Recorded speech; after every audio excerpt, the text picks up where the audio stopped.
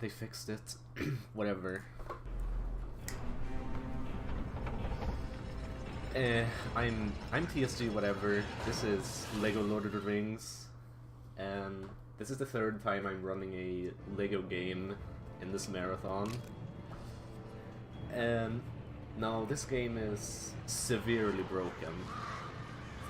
Okay, it is extremely broken, at least compared to many other Lego games. So, anyways, before going into any details, or rather before giving a countdown, I wanna go over my settings real quick. As you can see, vertical sync is off. This is because certain tricks in this game require a frame rate well over 60. And as such, just in case, I also have everything set to low, and also a pretty modest screen resolution of 720p. And this is just in case my graphics card can't handle it, which it most likely can. But yeah, just a safety precaution. Okay, so with that out of the way, let me give a countdown. Okay, so 5, 4, 3, 2, 1, go.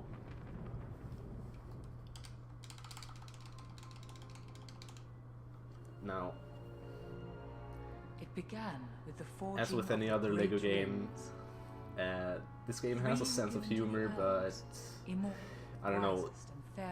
The trade-off is the cutscenes are pretty long, and this is also one of the first ones where they actually use voice acting, which some people like, some other people don't.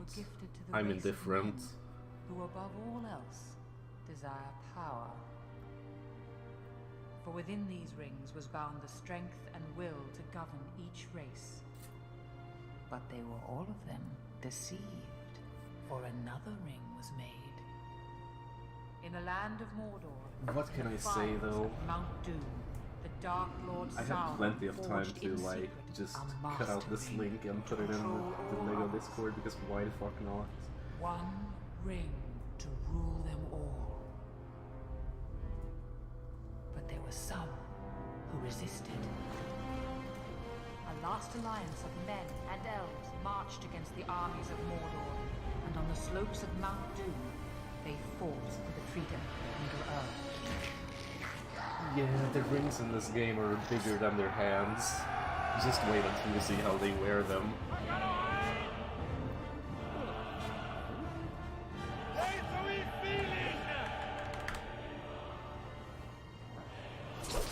Right. First instance of gameplay, I switch immediately to Elendil. I guess he's the only useful character in this entire level.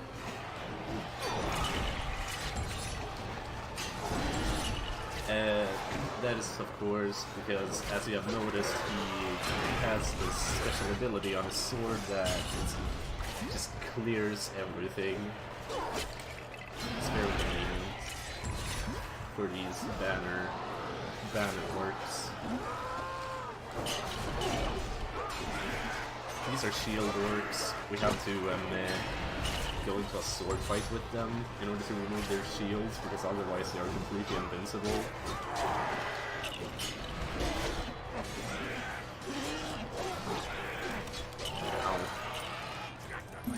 Ow. This is good already.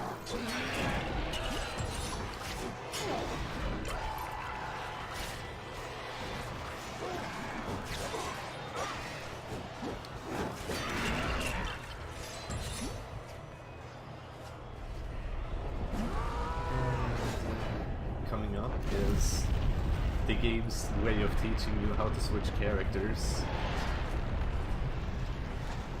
But since we've already done it, it just switches us straight back to Isildur, who we don't want. It's always Elendil we want, pretty much. Because aside from the splash damage, his sword is also the only thing that can destroy these mortal blocks. Oh my god, please.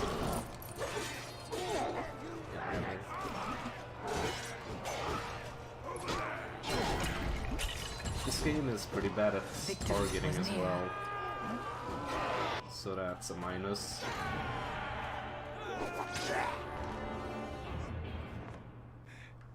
But the power of the ring could not be undone.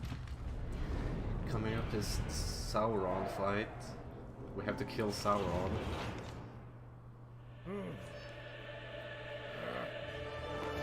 And of course, yet again, the game switches us to Isildur, but he's going to be useless. So I the long way. Now, Sauron is one of those boss fights that is kind of position-based. What I mean by that is, in order for him to advance to his next sort of cycles, you have to stand in a certain area relative to him.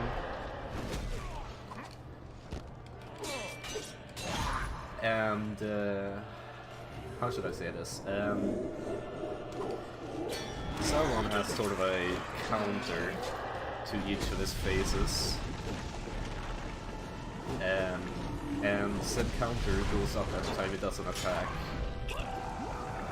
However, only when he does certain attacks, i.e. slamming into the ground like this, or chasing me around with his side spear thingy.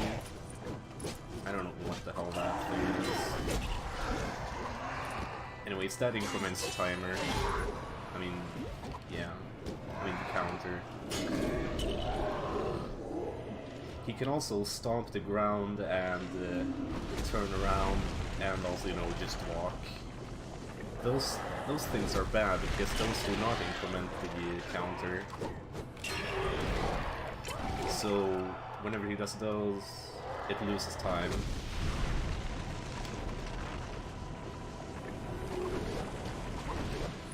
And anyways, phase 1 has, you know, 3.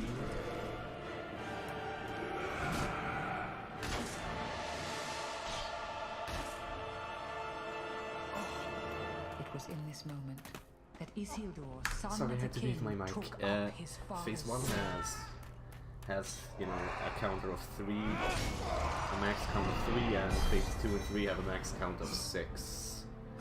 And when he reaches the max count, he, you know, slams the spear into the ground and he gets stuck, and that's when you attack him. The enemy of the free peoples of Middle-earth was defeated.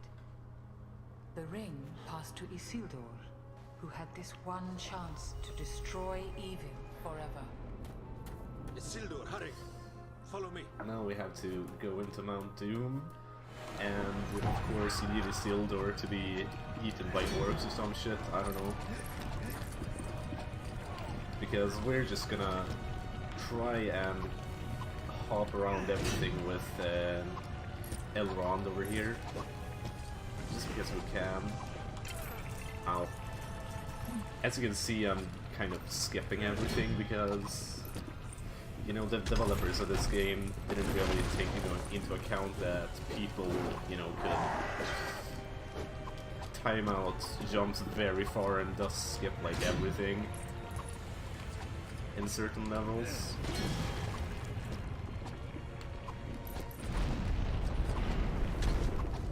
Oh, right, I'm supposed to kill these guys.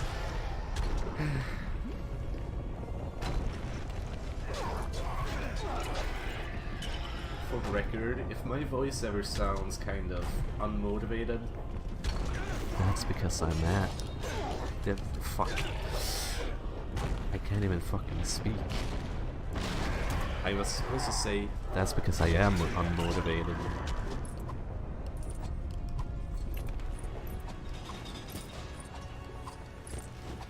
And another thing about the first level is you kind of have to avoid stunts as best you can. Isildur! But the hearts of men are easily corrupted. And the Ring of Power has a will of its own.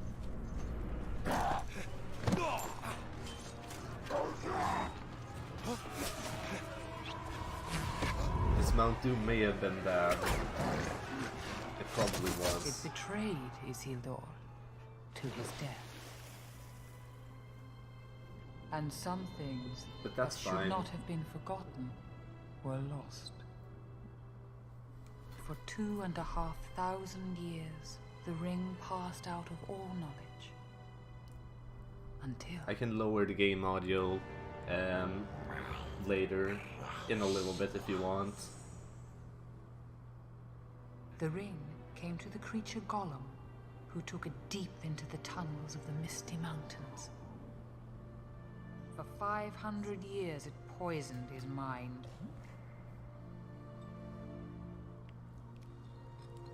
But something happened then the ring did not intend. It was picked up by the most unlikely creature imaginable. What's this? A hobbit, Bilbo Baggins of the Shire. A ring. The precious is lost.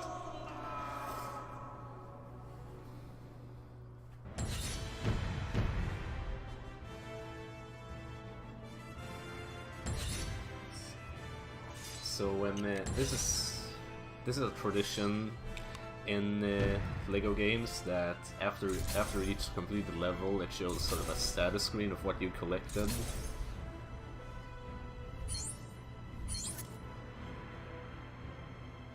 And you can speed these up by not collecting studs, but yeah, it's kind of hard not to, so we try to collect as few as possible. Now here I am going to reset the game. That is, tab out, close it, and I don't know, relaunch it. I also took the liberty to lower desktop audio for the peoples who find me very quiet.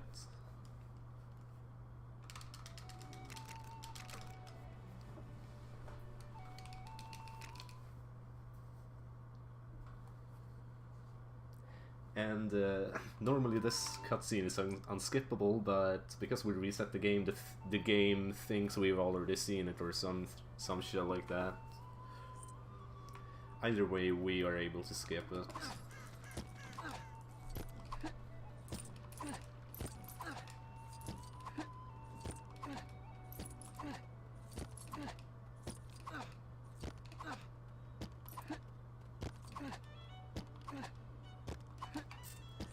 And this game is kind of full of invisible walls as well, but that's fine.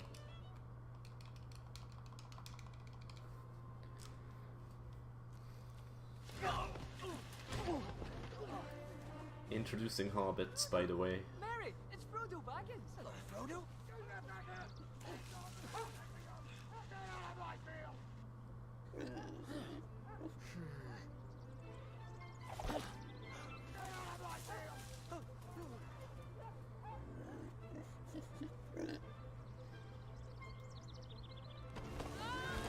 Now, just before this run, I actually drank a half-liter of milk.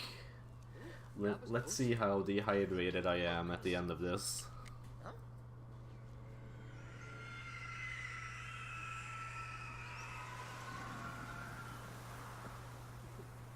Get off the road!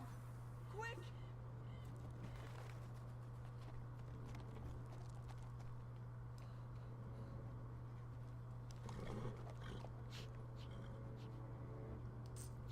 Anyways, this is Black Rider.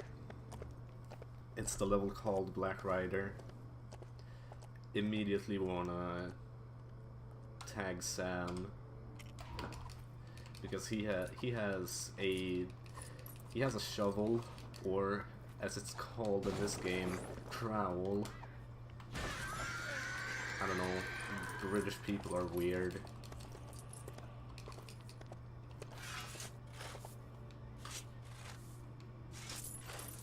Actually, I don't even think that counts as a shovel. I don't know, English is not my first language.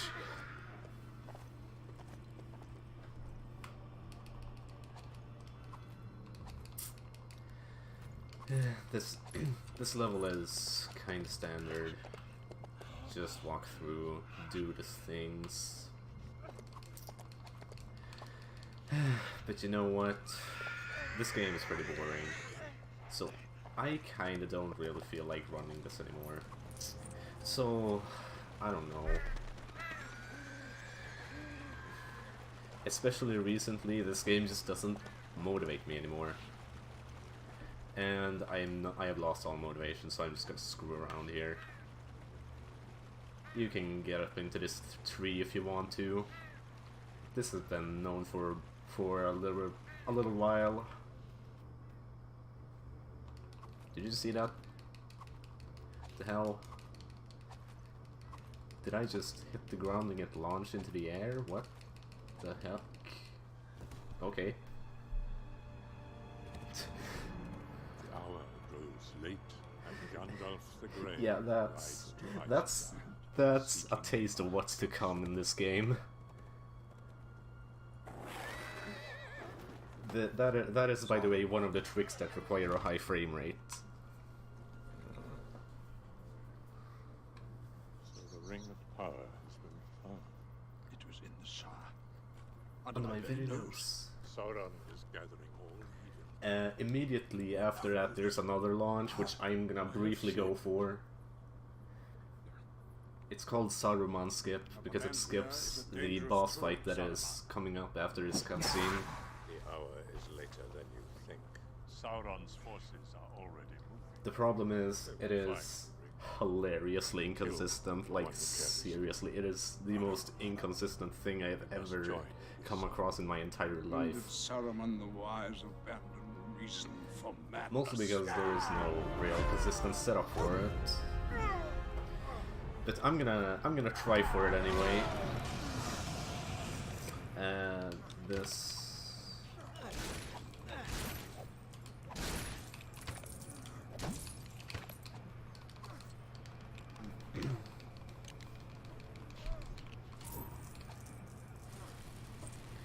And as you can see, Gandalf is struggling with Saruman up in the upper right corner. But we're just gonna ignore him. Or at least try to. Oh, Jesus.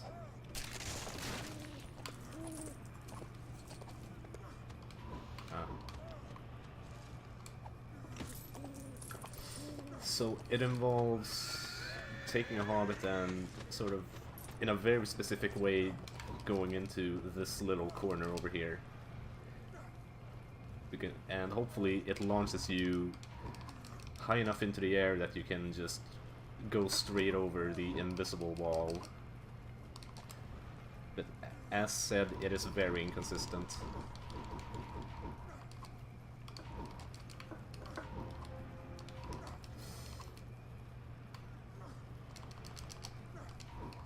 Yeah, it's not exactly working for me. I'm gonna give it one more shot, maybe two. Ah, God. Yeah, that doesn't count. Yeah, that's probably enough. So we're just gonna have to fight Saruman because I'm bad at that skip. I don't think anyone's really good at that skip.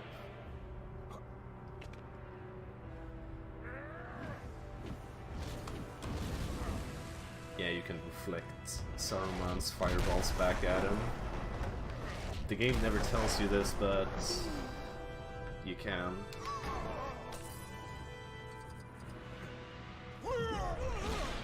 Here I'm gonna take an intentional death because of this, because it makes Saruman move into his fireball shooting phase faster, and that is only assuming that my reflections work.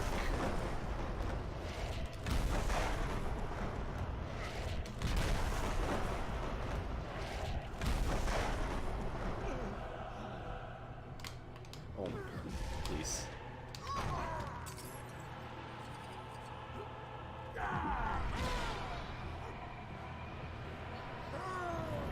It's fine. I'm usually a whole lot more vulgar on my own stream.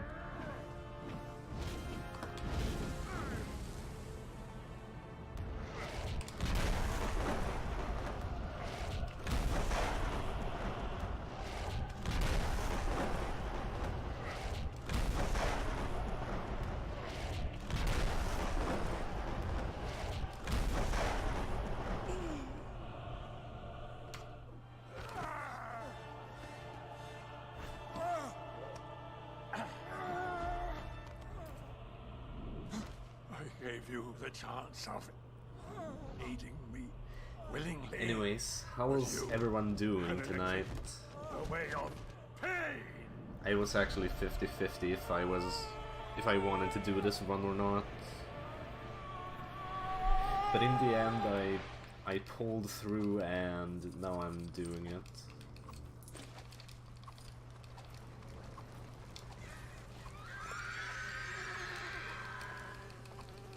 Yeah, if you're... Oh dear, that is... I think... I don't really remember... I don't think I know how to get out of that.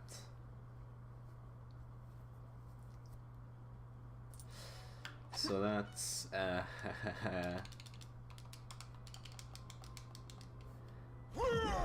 that's unique. I don't know if that's soft-locked. I don't think it is. But I don't feel like dealing with it. Sorry, guys. I'm a disgrace to the LEGO community right now.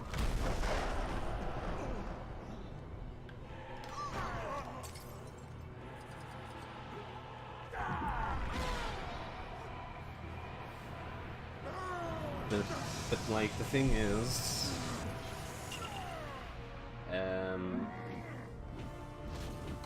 you could confidently say that the Lord of the Rings sub-community has seen better days.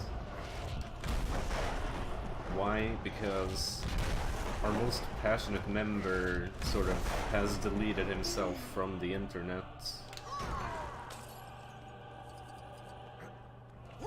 Leaving a little bit of a shell left.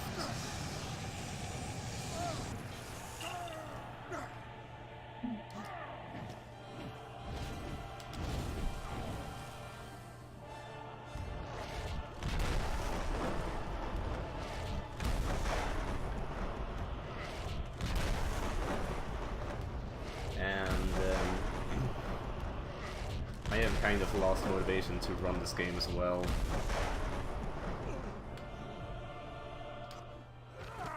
Other than for showcases, I guess. Ah.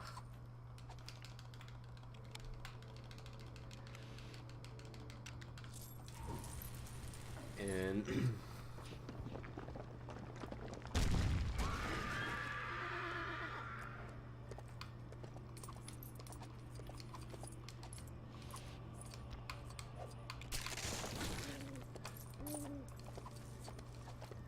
Fun fact, I've never played through this casually, so I have no idea what the casual route is.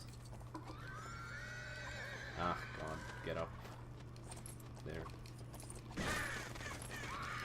That's gonna be bad.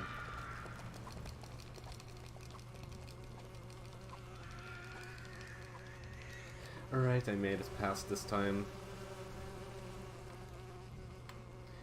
Yeah, pretend that first mishap didn't happen.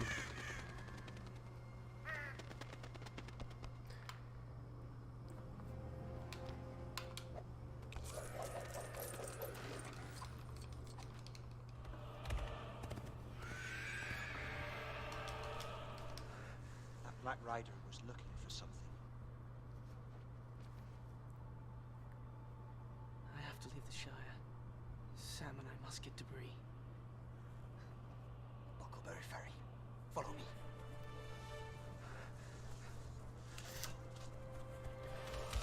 This is an auto-scroller, by the way, so if you want, you can sort of go refresh your water. That's what I'm gonna do.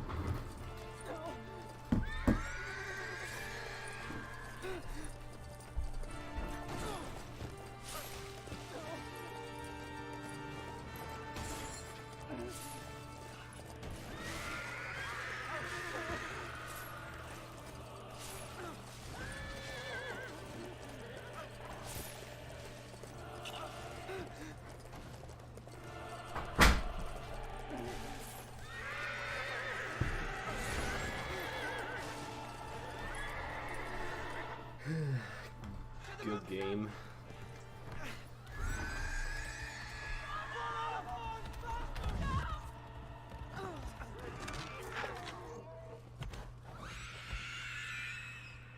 Scree. How far to the nearest crossing? The Brandywine Bridge. 20 Yeah. miles.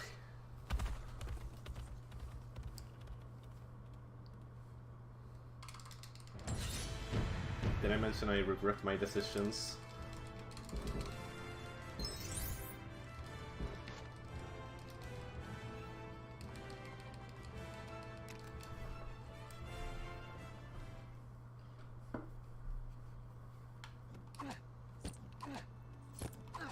Anyways, moving into Bree, we're gonna have to take the first and only required side quest in the game. What do we do? Well, we just go up to this fellow right here. You look like a helpful sort. Fancy making me a mithril trowel to replace my tatty old one? For your trouble, I'll let you in on a secret to help you seek out other quests. In short, he is too lazy to go to the blacksmith, which is, by the way, 10 meters away. See? He's like 15-20 meters at most. So he can only stand there, and he asks some random ass stranger to make a new shovel for him.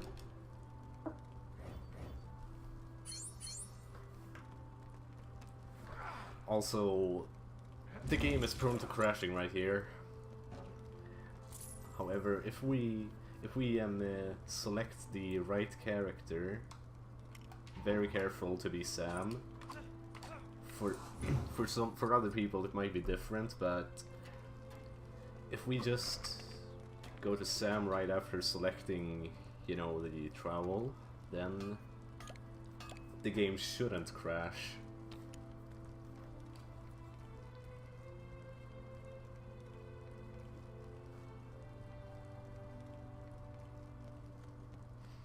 We got ourselves a trowel.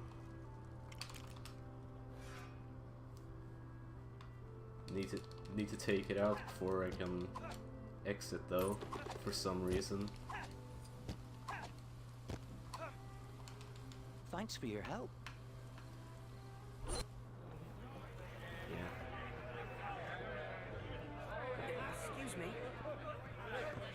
Good evening, Master. What can I do for you? The Friends of Gandalf the As this is a Lego game, Not seen him for 6 months. it has a little bit of a sense of humor.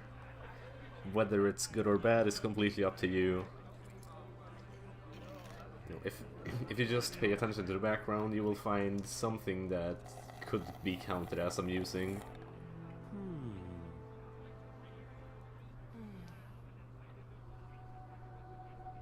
What's that?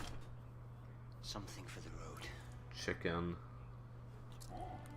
I can get you one.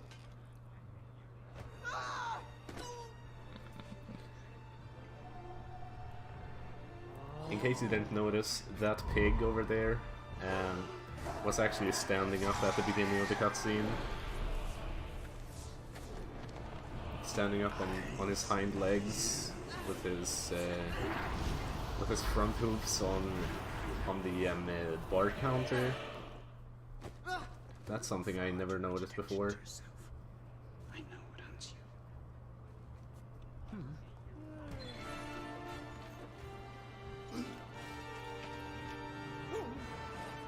This game also has to have, I mean, kind of has a love for carrots. It's like at least one carrot in like every cutscene so far, almost. They are the Nazgul. Ring wraiths. At all times they feel the presence of the ring. At least it looks that way most of the time. Into the wild. In other words, to Weathertop, which is the 3rd level.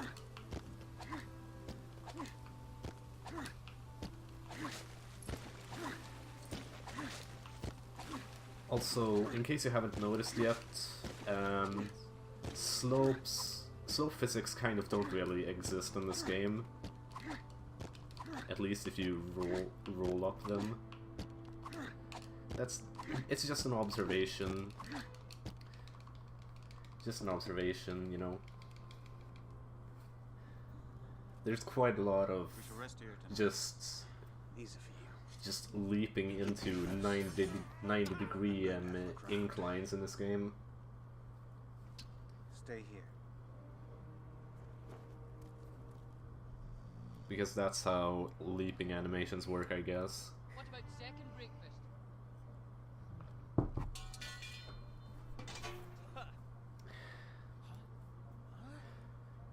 Right, now we have to make breakfast. Ah, jeez. And first we need firewood. I did this in the wrong order, haha.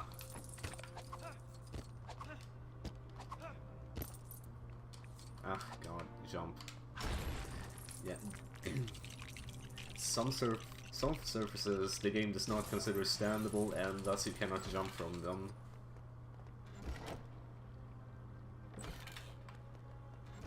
Good meme, Theo. Good meme.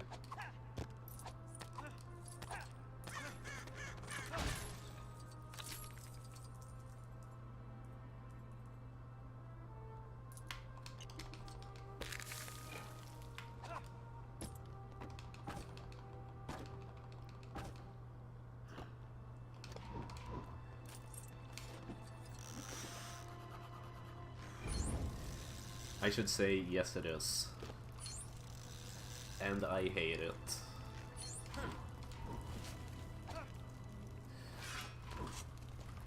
Oh dearie me. Sometimes I feel like I'm doing quite a lot of this wrong, but whatever, I haven't played this game in like 2 months. Because I have not felt the motivation to run it. Tomato, Sam? What are you doing? Tomatoes, sausages, nice crispy bacon. Put it out, you fools! Put it out! That's nice.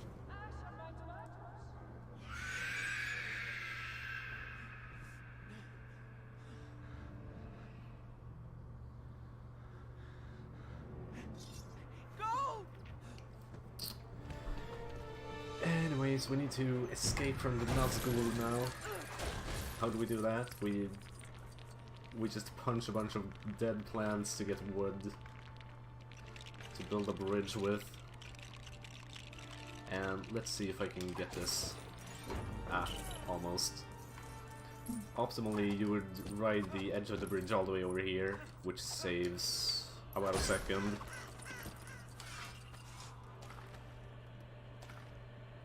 Oh yeah, you can jump straight around that wall as well.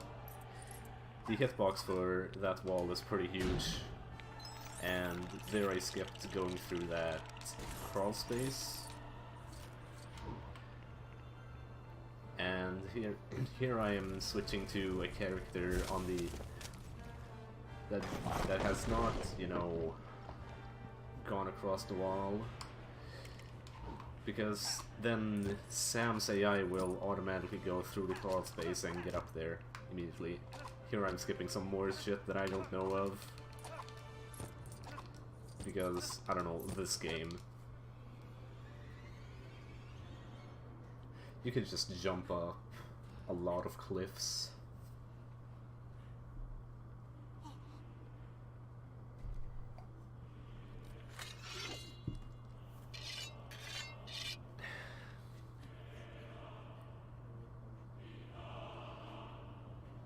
Back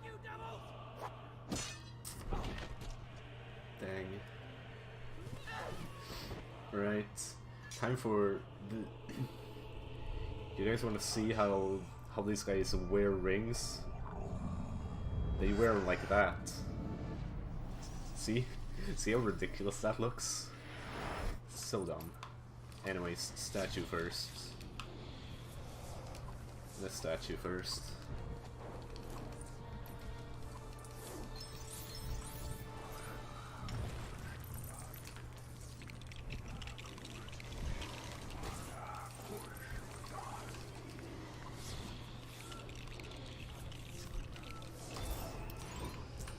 Go to Sam. And hope that guy over there doesn't wreck the fireplace. Wreck the firewood. Because that fireplace took blood, sweat and tears to make. Don't you dare.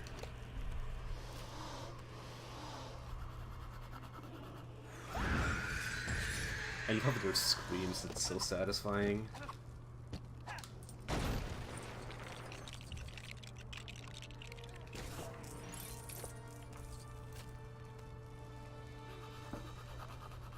I did the correct order, or I did the incorrect order again, but it doesn't matter.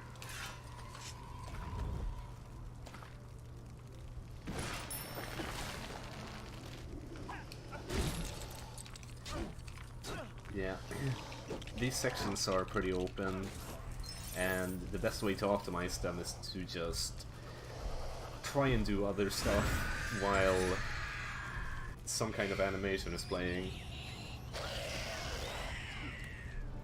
Here comes the fire extinguisher.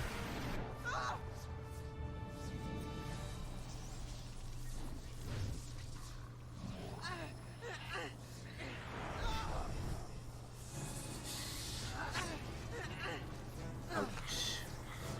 That gotta hurt.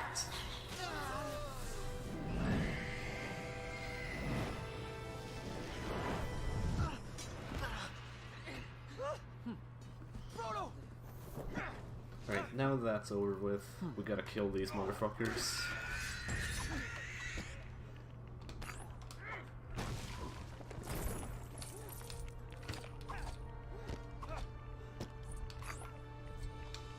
Oh, Jesus. X, not B. Sour, please.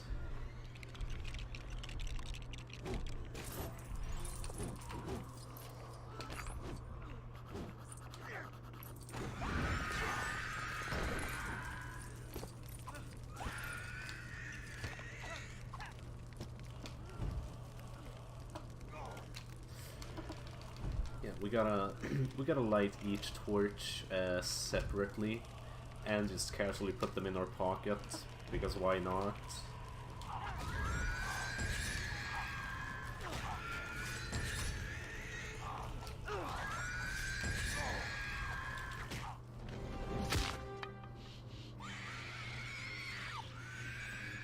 Strider! Help him, Strider! He's been stabbed by a mortal blade. This is beyond my skill to heal. He needs elvish medicine. Did you hear that? We're going to see the elves. Weathertop has another unskippable cutscene after it. That is normally unskippable. And that just means... You know what that means? We just gotta reset the game again. And we should be fine.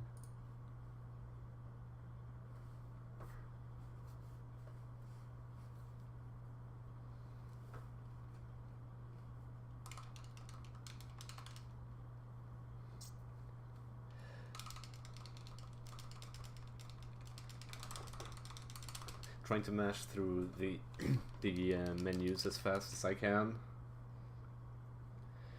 Mashing is harder than you might think.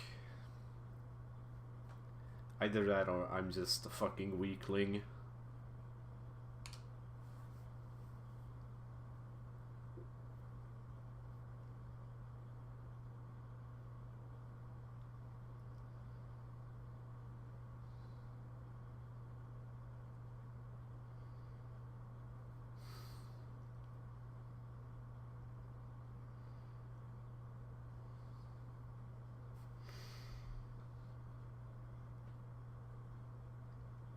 Have they seriously not updated the title? It seems like they have not updated the title or the game. Or am I hallucinating? Okay, they have updated it. It was just fucking theater mode that was screwing with me. Ah, God. I wanted to jump off the cliff. Just reload. Yeah, now it's good. Yeah, it was just theater mode that was screwing with me.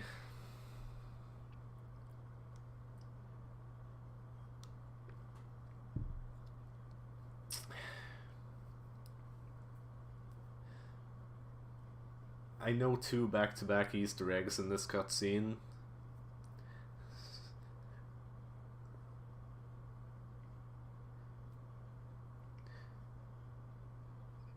And he does not share power.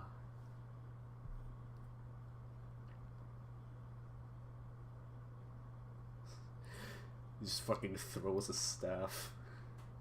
That was a pretty impressive throw for an old man as well.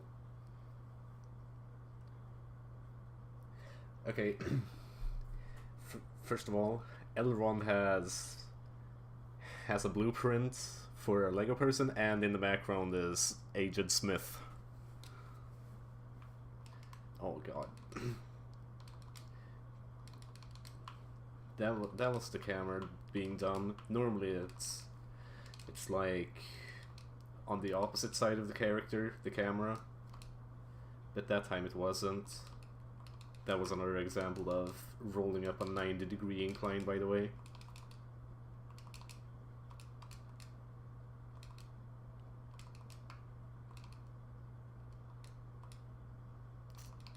And now for another cutscene, yay. This part of the run is pretty boring.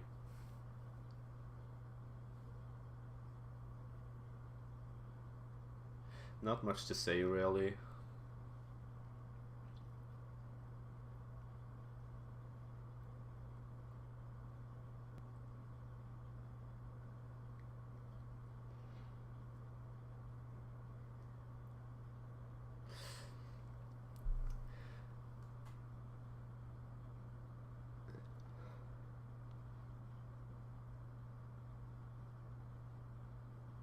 Lore.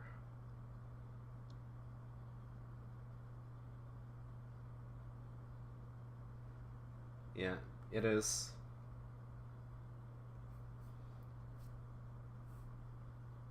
It should. And so we must force this innocent hobbit to do it.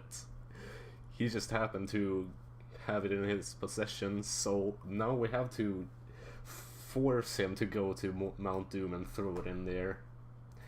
He doesn't get a say in the matter.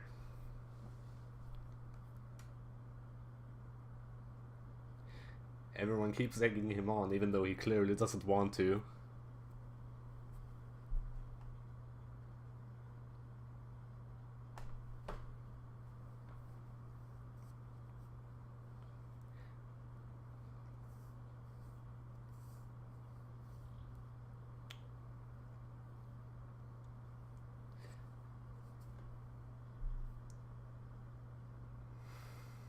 Sting.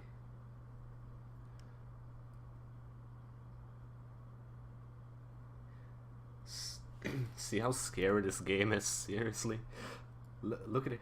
Look at this kid. He's terrified. But sadly, we have to force him to do it.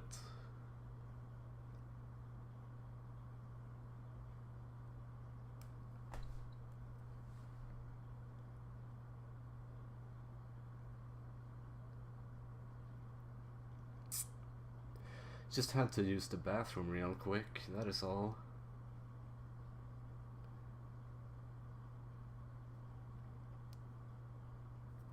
Left.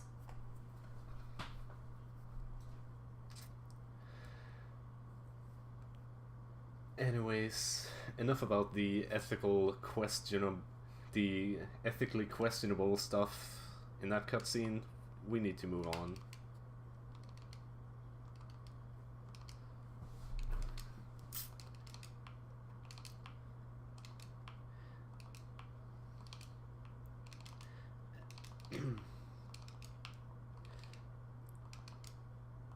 There are 3 targets coming up. Normally you would have to manually aim at them all, but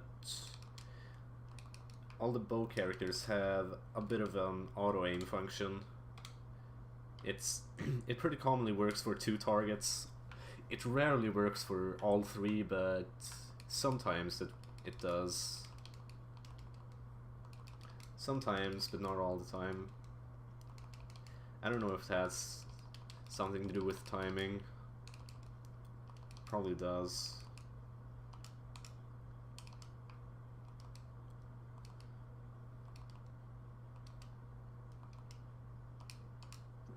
Ah, God. Hiccups.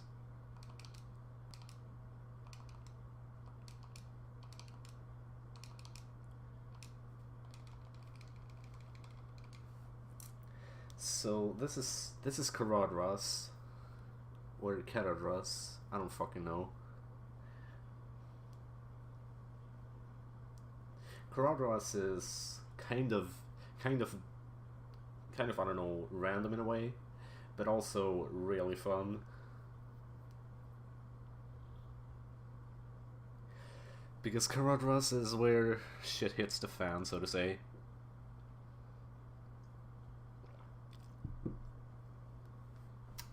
So first of all, there's deep snow, which you would normally have to carry Gimli across, but he can just leap right over it.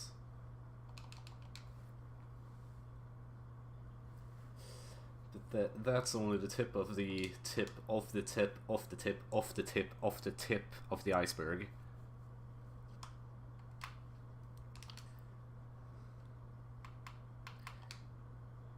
This route is pretty outdated because, oh god, I swapped too quickly, so that happened. But anyway,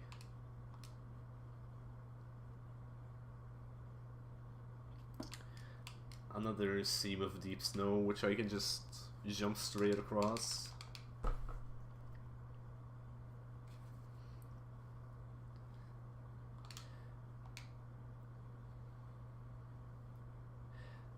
Please note that I'm gonna use a pretty outdated route here.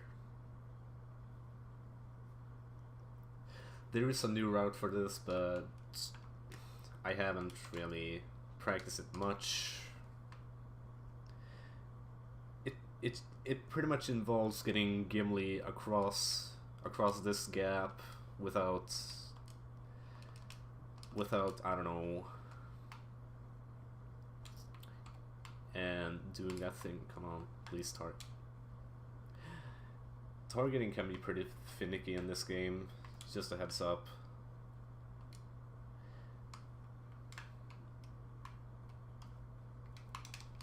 Ah. Whatever. It doesn't matter. If my calculations are correct, the rough distance that we should go is around equal to v0t times, plus 1/2 AT squared. And if I can just get this right, I should be able to do something.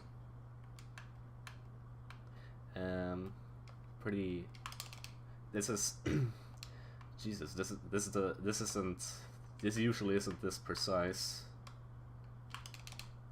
Ah, God. I went a little further, but not nearly enough.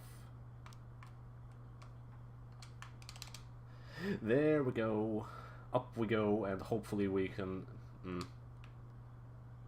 Yeah, it launched us too far outward for us to be able to use that.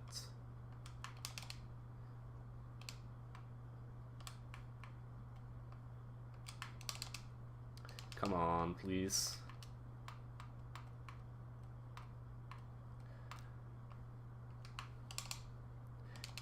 It is at times like this when I regret my decisions. This should work. Yeah, there we go.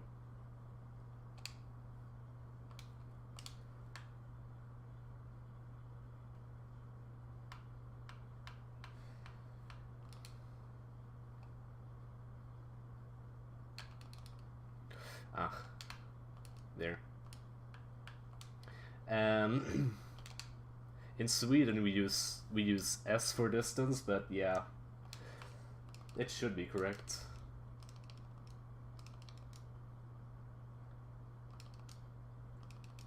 We have no idea how it works. You just need a really high frame rate for it. And here's some others. Here's some more funny slopes. Oh god. Too far outward there as well. Oh god. Please, please. There. Oh god. Too far inward.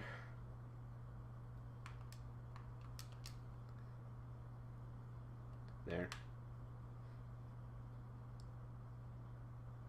Oh, Jesus, I'm pretty bad at this.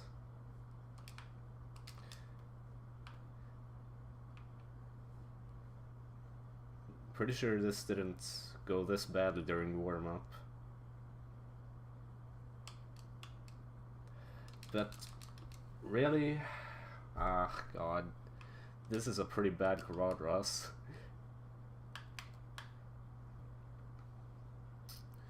If this was on my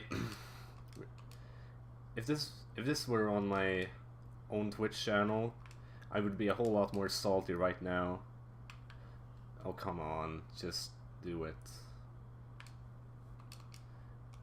I swear this isn't hard.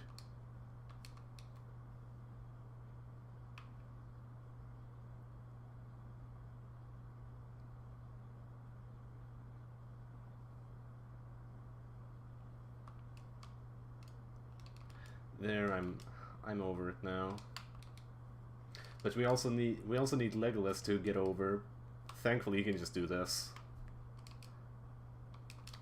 Elves are freaking OP, man.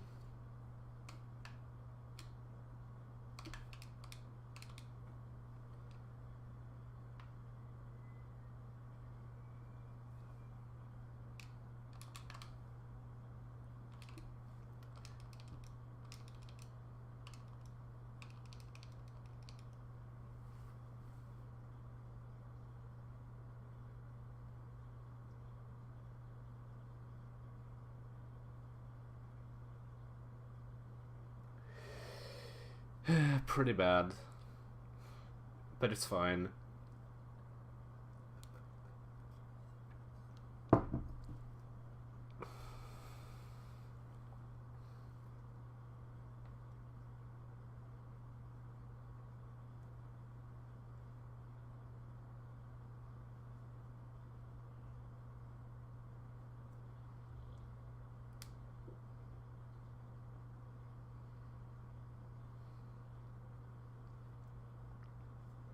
I think I might be 5 minutes behind PB.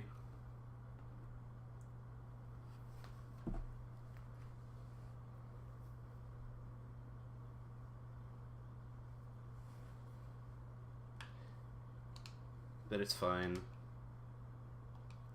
Marathon performance.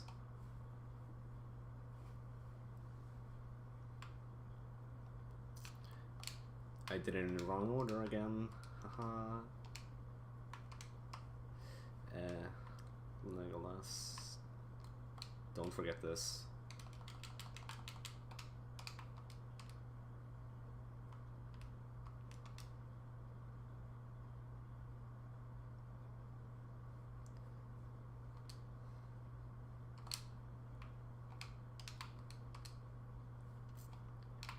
Ugh, God.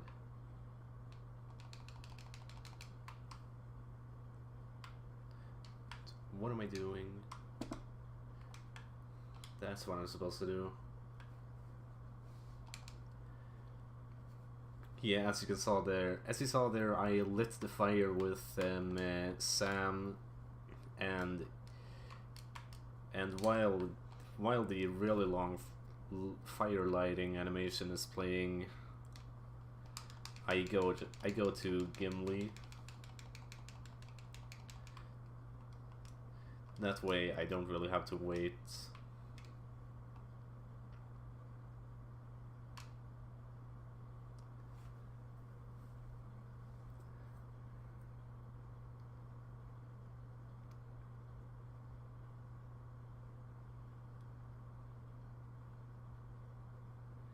And enter.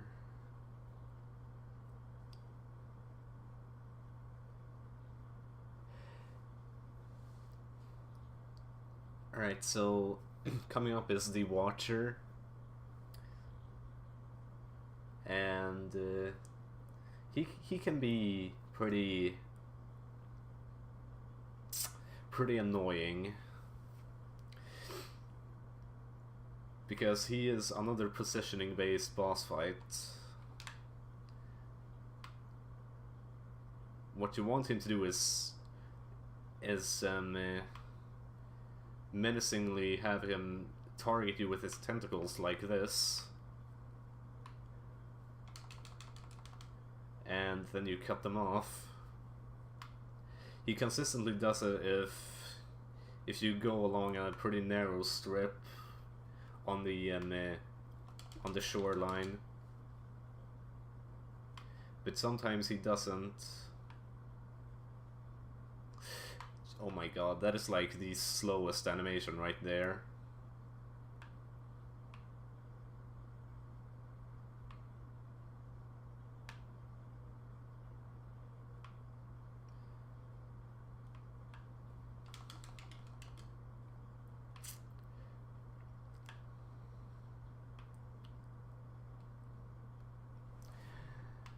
And the tentacle phase is done now.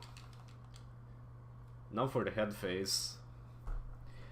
He will reveal his ugly face.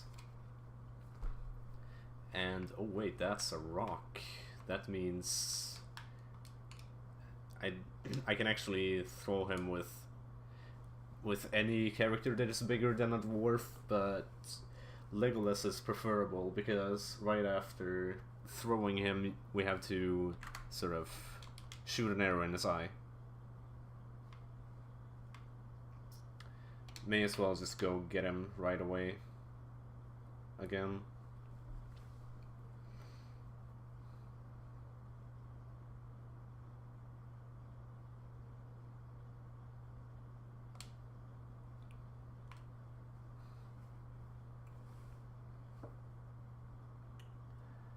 And again, shoot him in the eye with an arrow, and he's dead.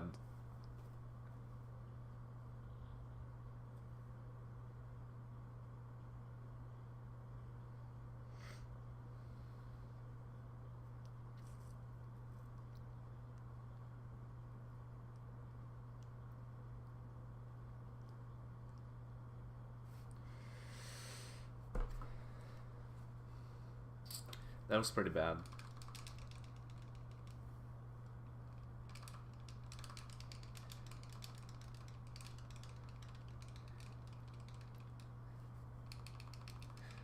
So now we go into Moria. It's not nearly as broken as Korodros, sadly.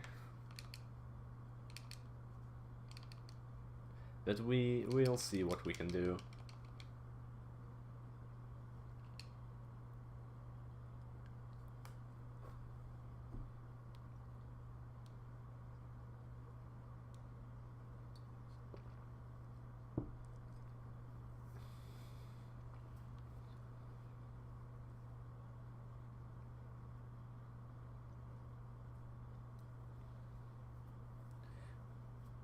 We must face the long dark of Moria.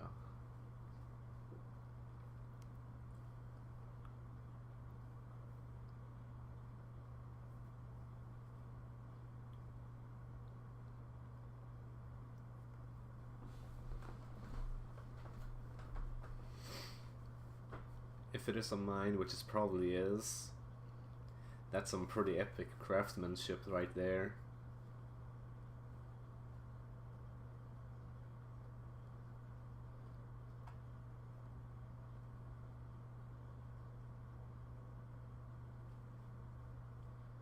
We can't linger.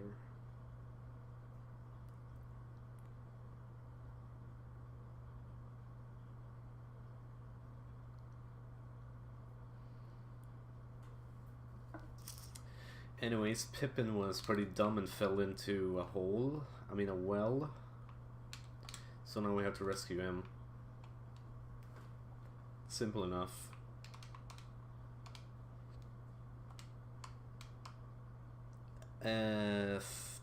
I forgot how to do this.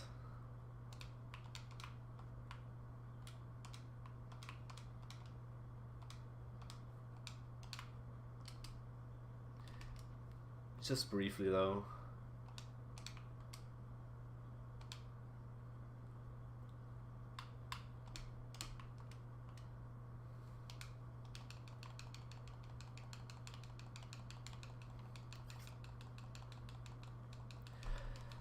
I feel like had I not lost all willpower for this game, I would have probably played a lot better. Or at least a little better.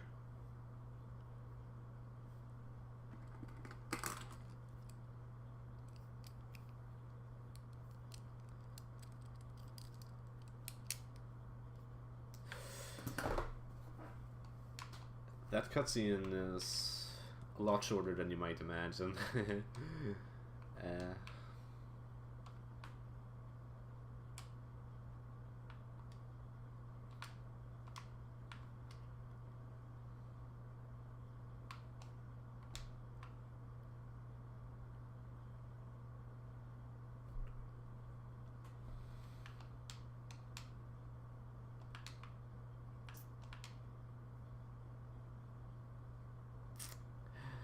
This is another auto-scroller. Please stand by. But throwing works into other works is pretty fun also.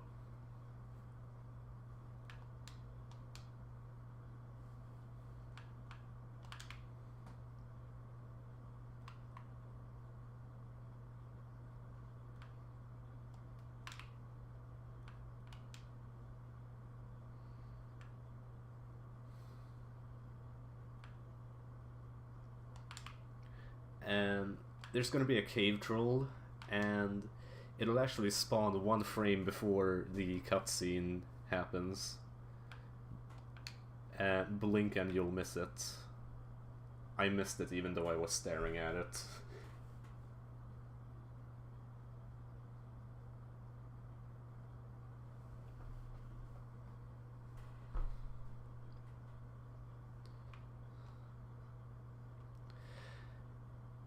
We can't fight this cave troll, however we can trick him into bashing himself in the face with his own mace.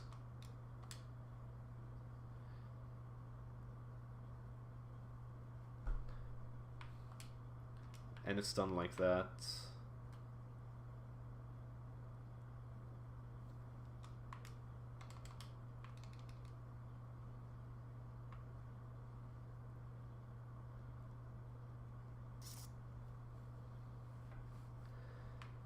Just building this real quick, and we'll go to the other side.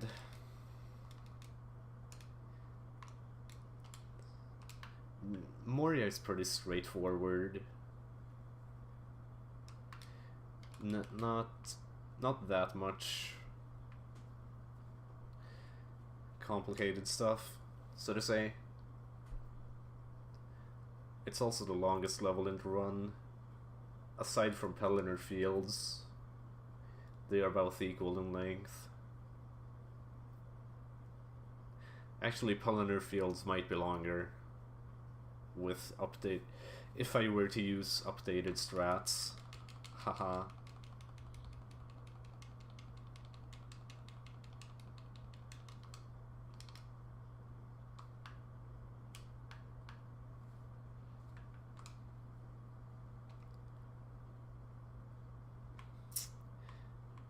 Yeah, anyways, I'm pretty sure you saw what I'm supposed to do with the troll here.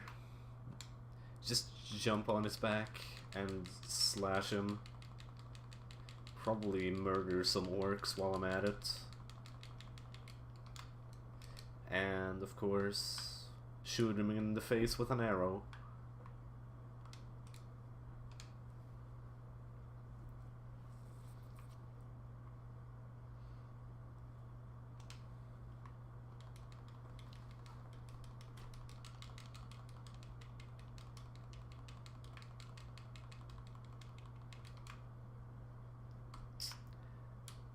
And hopefully he doesn't block it with his mace like he did there. Something I've never thought about. In the previous phases, he had a chain. He had sort of a chainmail or whatever. No, that's not what it's called. Is it? I'm not good at weapons. He had a chain attached to his rock thing. But in the next phase he didn't. He just had a staff with a rock on top, which is a proper mace, of course. I have no idea what the hell I'm talking about. Don't worry about it. Here we kind of want Sam. Where is he? There he is.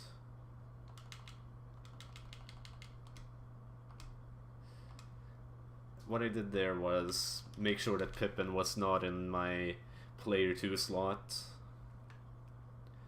I want to do that for reasons you will see later.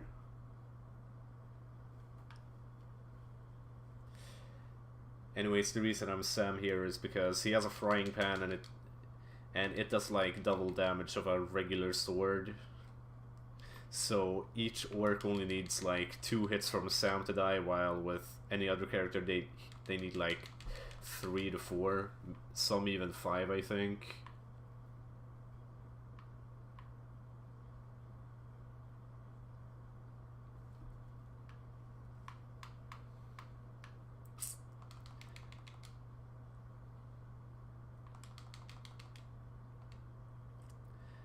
Yeah, Moria has a lot of auto-scrollers.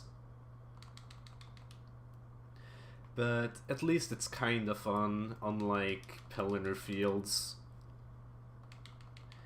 And it has a much lower likelihood to crash or softlock.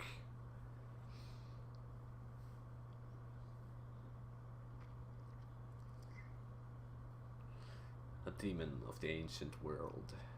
This foe is beyond any of you. One. Here I'm gonna switch to Pippin. If he was in my play 2 slot, he would have just stayed there, being idle, right next to me, like Frodo was doing. The reason we need Pippin, by the way, is he has a bucket.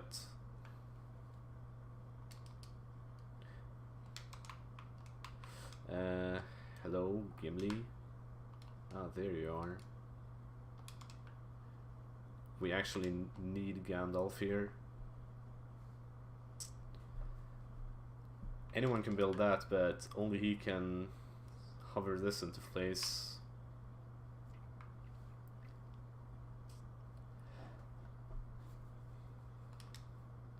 And okay, that's never happened before. Spontaneously levitated up that thing. Oh god. That can also happen sometimes if you're not paying attention. You know, them doing their default B button animations instead of, you know, the action that is needed to be done.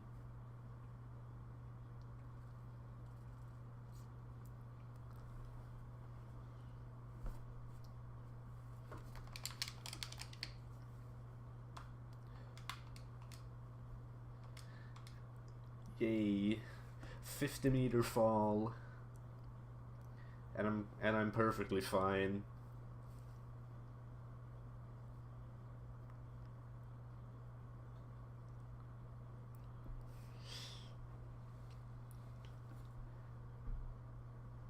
if you haven't noticed yet, only one character has to reach the loading zone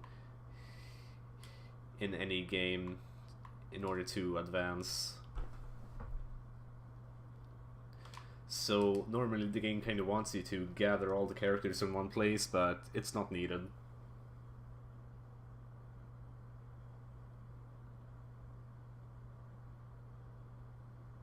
Are there no in-game sounds? Are you sure about that?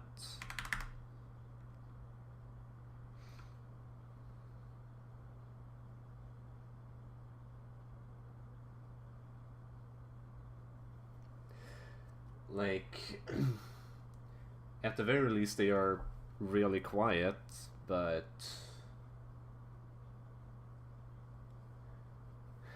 what the heck is happening in that case? Oh, it's because I accidentally somehow put it at minus infinity decibels.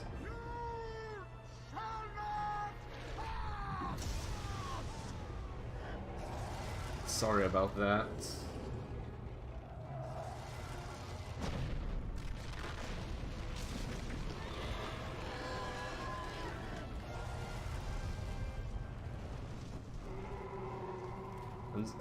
I'm sorry, guys. I didn't really know what was happening. You fools!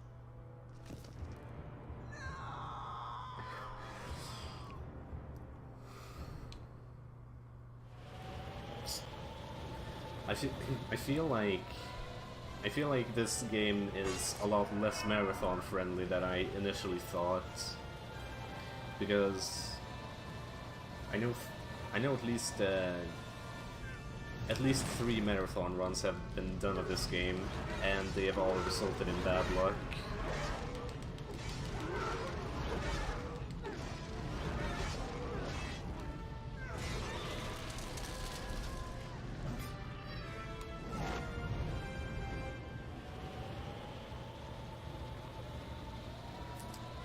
But hey, at least the first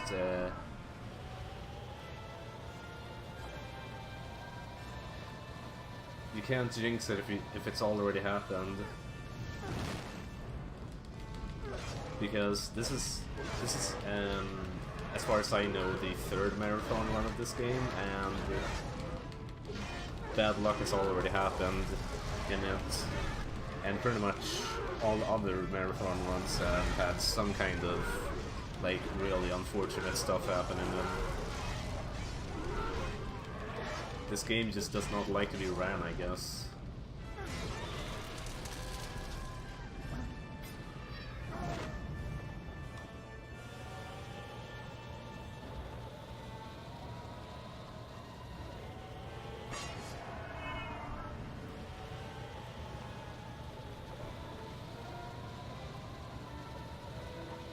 Especially not in marathons.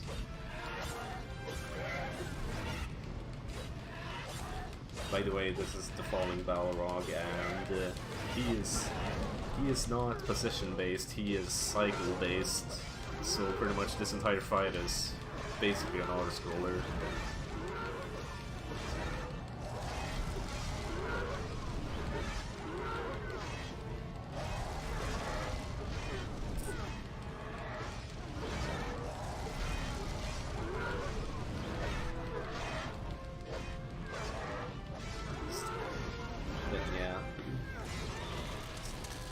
As soon as I kill him, need to switch to Gimli and roll up that, like, 80-degree incline, because as you can see in the corner, a cutscene plays there, and yeah, doing stuff during that cutscene is much better than watching it and then doing the stuff.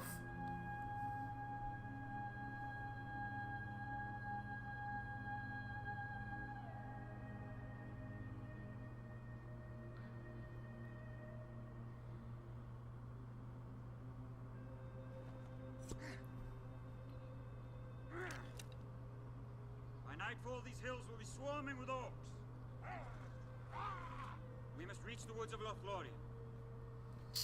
Frodo!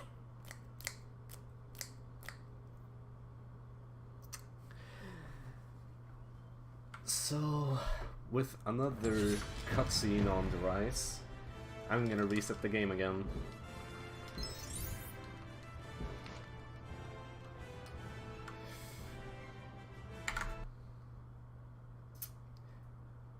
In order to skip the cutscene, of course. All you do to save time. You gotta do what you gotta do.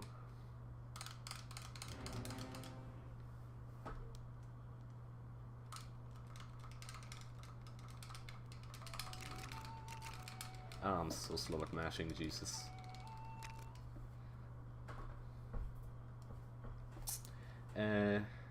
Here I am going to just fast travel straight to Lothlorien, because that is a few seconds faster, quite a few seconds faster even.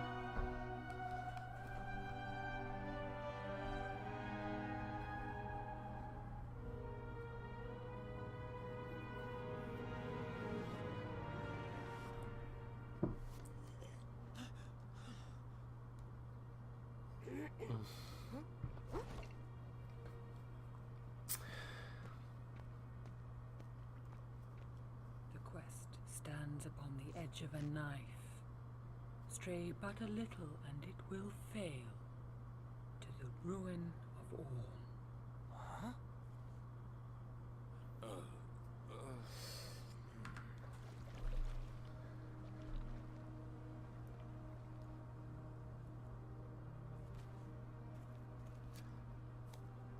May these cloaks help shield you from I unfriendly like how they keep glaring at Boromir in this cutscene for some reason.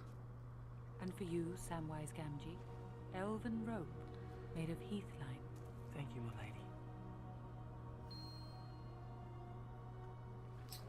Okay, you know why this I give you the light. you know why this this marathon run sucks? It's because I didn't watch any anime today. The power of anime is needed for the art of good speedrunning.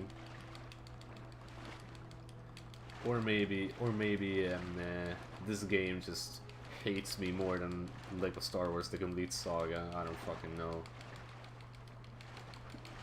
But enough about my balls. I gotta run to finish.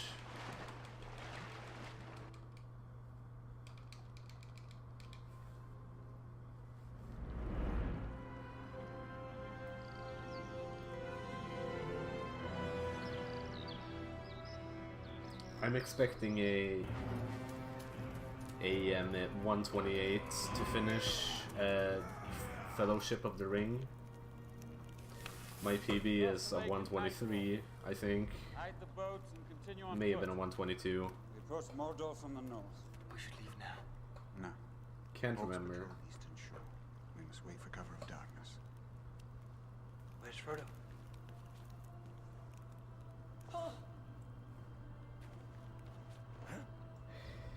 Yes. Yes, that is exactly why.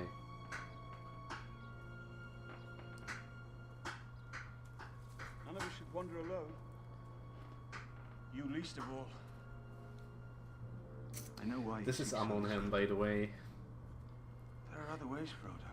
It is also pretty broken, at least the first I know part. what you would say. And it would seem like wisdom, but for the warning in my heart.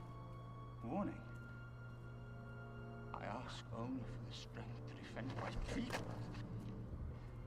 If you would lend me the ring. No. Oh, it should be mine. Give it to me. Is it just me, or does Frodo say fuck you in this cutscene? Like, every time I listen to this cutscene, I just hear fuck you. Anyways, the idea of this section is to lure Boromir away from you so you can advance. And you do that some amount of times. And We could use this statue, this pillar to do it as well, but I'm gonna use it for some other purpose, and that is just to bypass Boromir altogether, and also bypass all of its other triggers.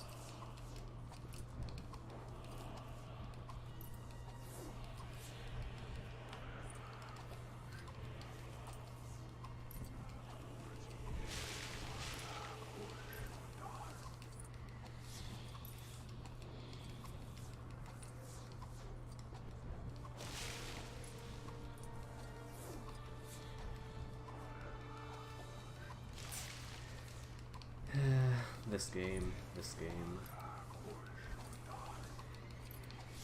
I feel like this game has a little bit of a love-hate relationship with pretty much everyone who touches it.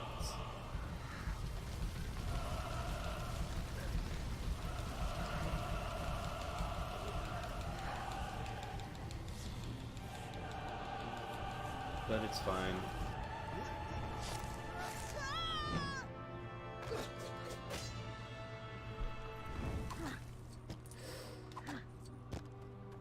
Anyways, we could do a bunch of shit which I don't know about, or we could just use this statue to grab launch straight over the extremely short invisible wall there.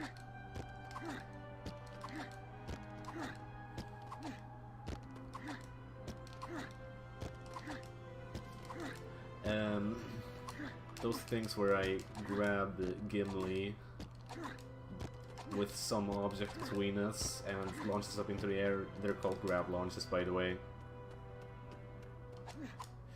And here we gotta search for Frodo.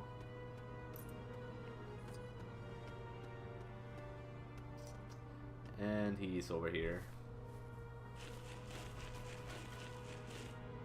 Frodo? Where is the ring? It has taken Boromir. Would you destroy it? I would have gone with you to the end. Go, Frodo. I'm on him so far as going a lot smoother than Caradhras did. So far, anyway.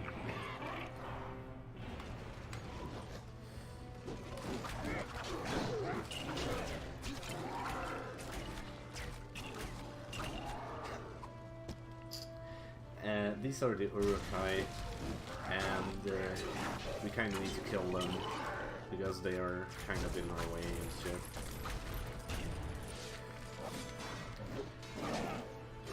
These guys have shields as well, so that's not very nice. I should also mention that AI characters cannot kill other enemies, which is kind of bullcrap.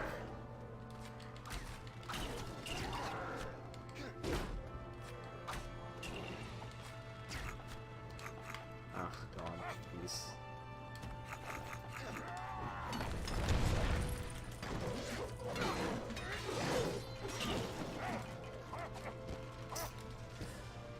Also, this is the only guy that doesn't jump down for some reason, and this guy turns into a statue when my AI characters fight him for some reason.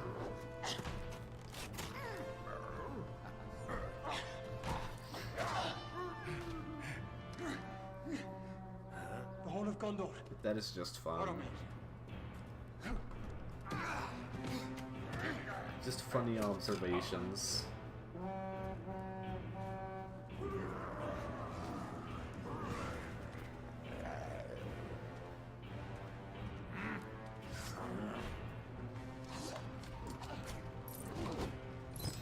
And this is Lurtz. He is of some significance in the Uruk-hai. And oh fuck, Boromir just got hit with an arrow in the chest. He'll be fine.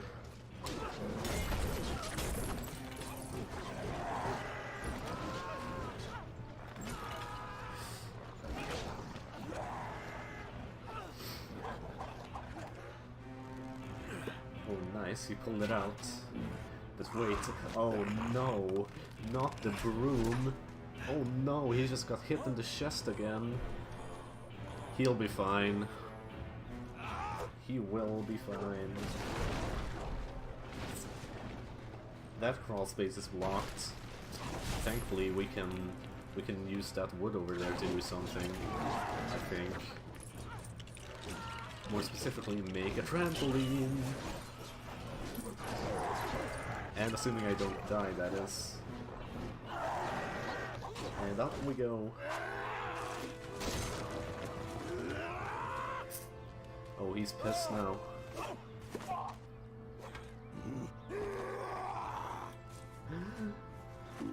Oh no, not the banana. Oh no, he got hit in the chest again. He'll be fine.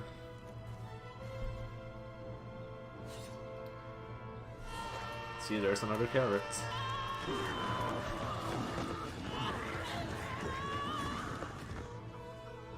Oh no, not the hen. Not the egg. There's another carrot.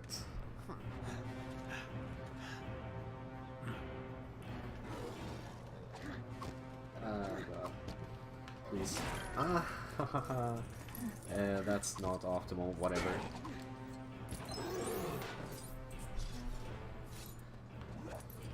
How am I? Good, I guess.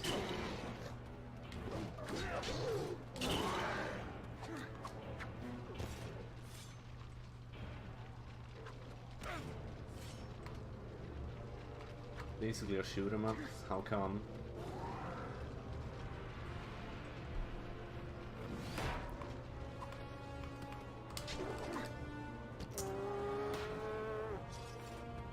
Yeah, you can stand on that plateau if you just jump up the right way. However, that plateau is no longer useful to us, so we won't really use it anymore. As you can see, Boromir is pretty slow because he's kind of incapacitated due to the huge banana sticking out of his chest. So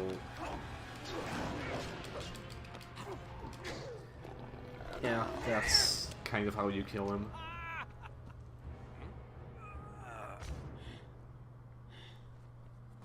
They took the little ones. He's down. Frodo tried to take the ring from him. The ring is beyond our reach now.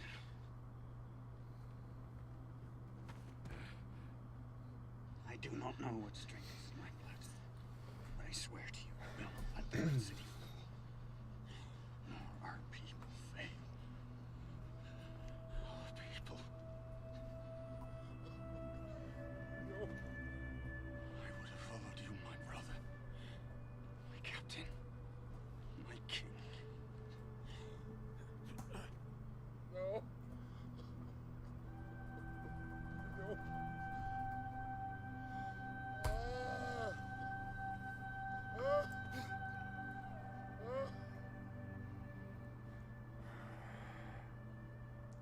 Sigh.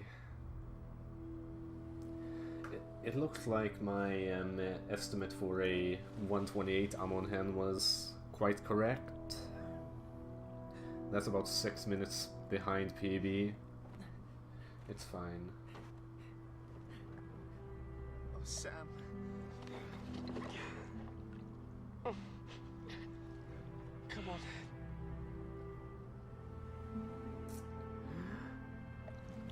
Who's this? My precious. I butchered it, fuck. I butchered every time. I should just stop trying to do that.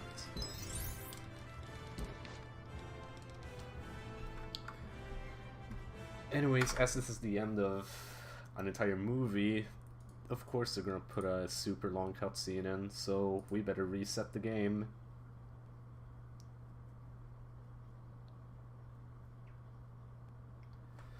So we don't have to watch it.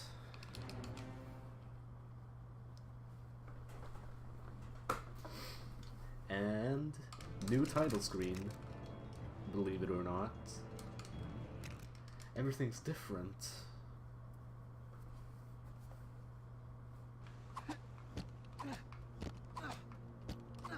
Alright, so coming up is Taming Golem.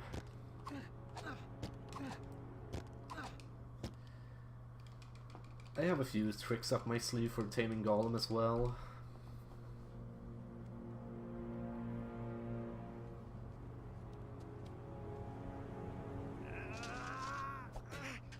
Let's face it, Mr. Frodo. We're lost. I don't think Gandalf meant for us to come this way. He didn't mean for a lot of things to happen, Sam.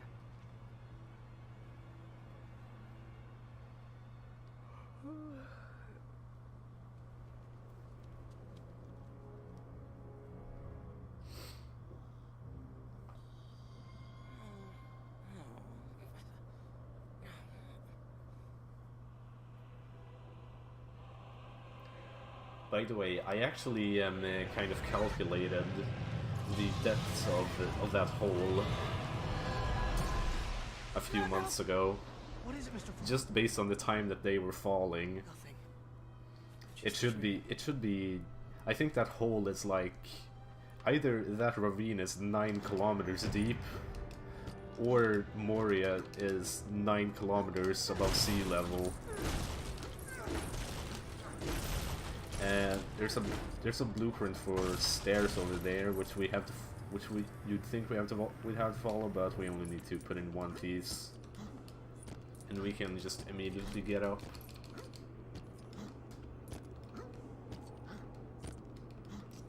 Now here, some more stuff's gonna happen.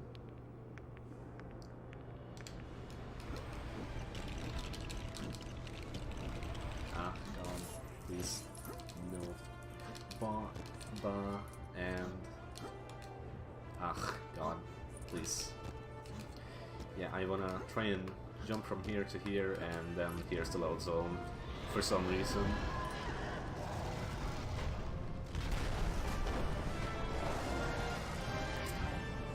This is another positioning based boss fight.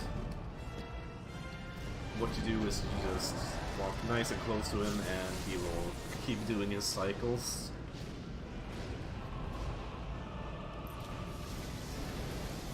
For the record, this is the battle log for those uncultured swines like me up there. More specifically, the battle log round 2. Electric Boogaloo, haha, get it? Oh my god, I'm a fucking comedic genius. Anyways, all you have to do is just walk up to him so that he tries grabbing for you, but it's a pretty bad idea to get grabbed. And then you walk up to him again, and then he'll throw lightning bolts at you. Pretty straightforward.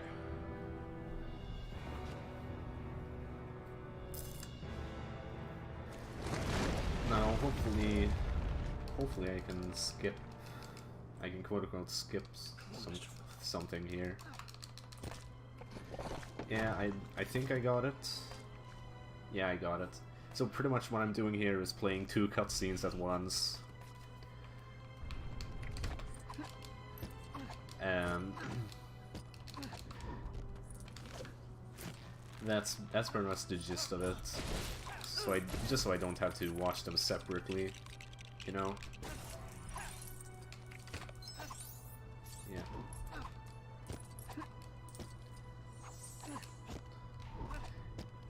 Hey, did you remember when Frodo was freaking useless? Well, he isn't really useless anymore. He's only almost useless now.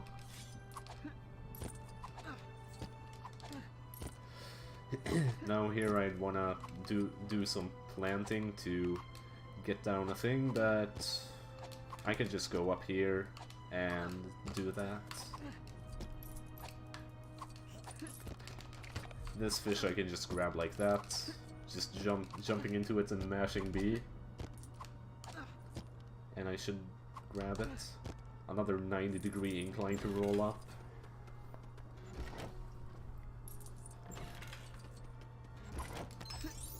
Yeah. gotta do what you have to do to grab fish, you know?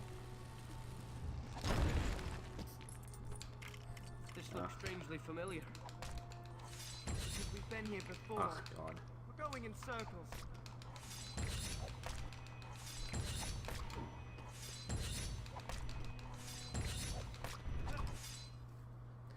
And apparently 6 fish is enough to weigh that huge rock wall down so that it just falls underground.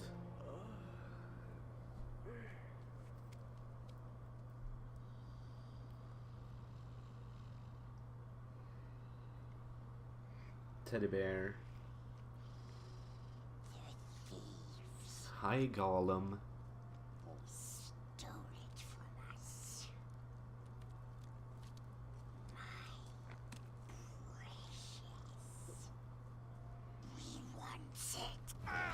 We want it.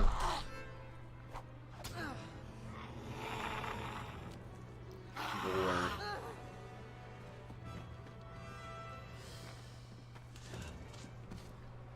So the Golem boss fight, we just try and bait him down with fish, or actually we do bait him down with fish. Here I'm gonna punch Sam 3 times because just so he stays obedient, and hopefully, yeah, good, he died. So what I did there was I just skipped like 2 animations, and like depending on whether he dies or not when you do that, Sam that is, you can either save 4 to 5 seconds or 8 to 10 seconds, which is definitely nifty. And also, as a bonus, I now have a silly string attached to myself.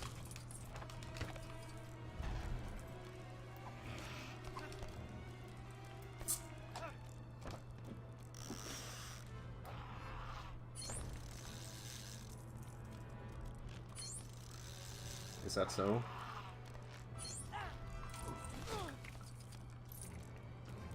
Fish number 2. Make sure I have the sword out. 2, 3. Oh, okay. Yeah, nice, nice. Yeah, I was afraid that would happen. Yeah. Okay, cool. I was not supposed to do that. For some reason, on the second phase, it only takes 3 hits to kill Sam, and also, even worse, the silly string is now gone, so I am very sad, and I missed the thing. I missed killing him. There. So this is actually pretty bad. But it's fine. The timing is pretty tight, but it's definitely worth it if you get it, both for amusement and for time. And obviously, you kind of do not want Gollum to, I don't know, finish the fish. No. Because then you have to do the fishing all over again. Sting. You've seen it before, haven't you? Go.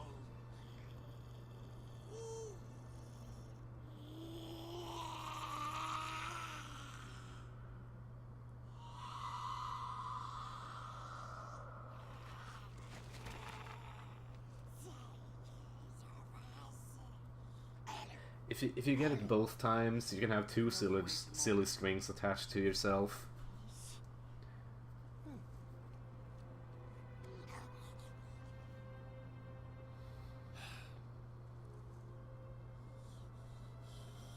You will lead us to the Black Gate.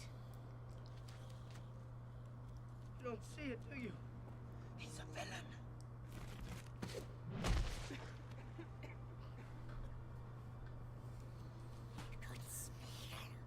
Always helps.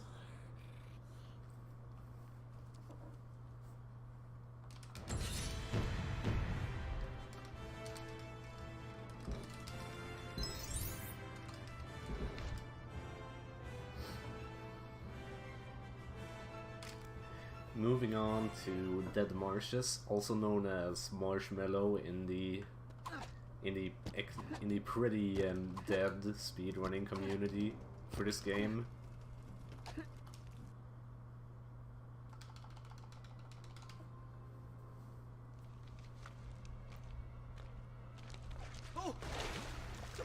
Like, seriously, after the most prominent one in the sub-community, like, completely left the internet for some reason, this game just kind of died with it. Anyways, Gollum would normally lead us through safe paths through the mist, but we can make our own path, to be honest. By jumping around that and going over here, for example, we can just kind of skip everything. Oh my god. Fine, I'll go for the safe island. Neither of those are faster than the other, I think. However, you know what to do.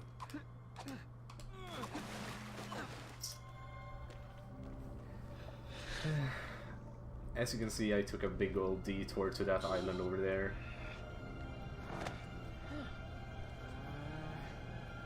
I love when my commentary is like 10 seconds behind my gameplay.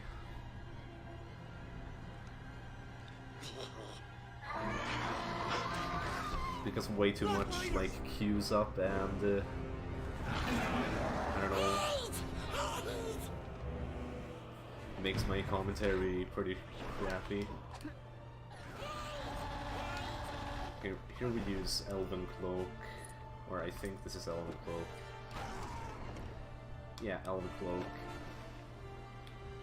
Because we want to hide from the Nazgul.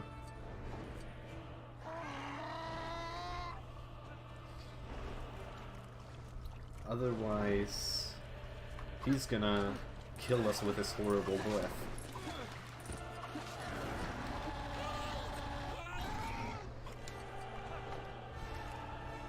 I think this spot is safe.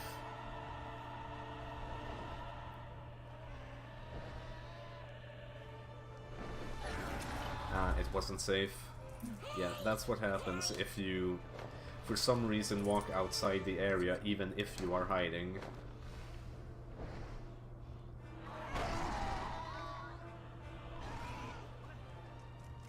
And also, of course, if you are not hiding.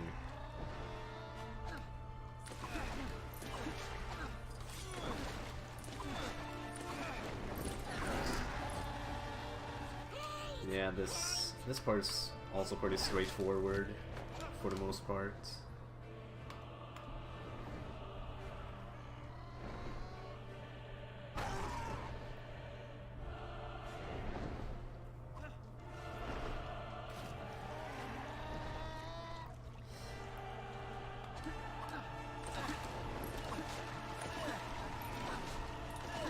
I don't know about you, but have you ever realized just how dirty Gollum must be to just highlight a fucking path through the mist that looks like that?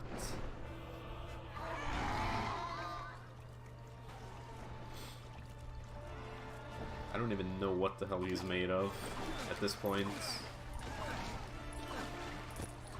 And at some points you probably never know. Here we kind of want Sam for almost the entire rest of the level, but we will see.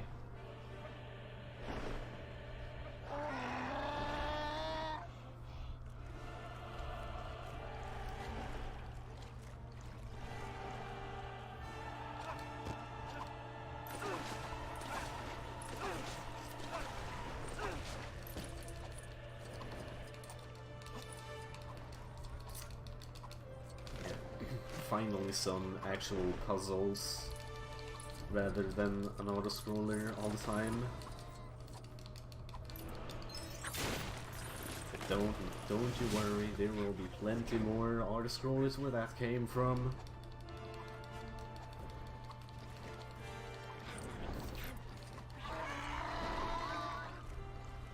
This game is boring, don't run it. Kappa.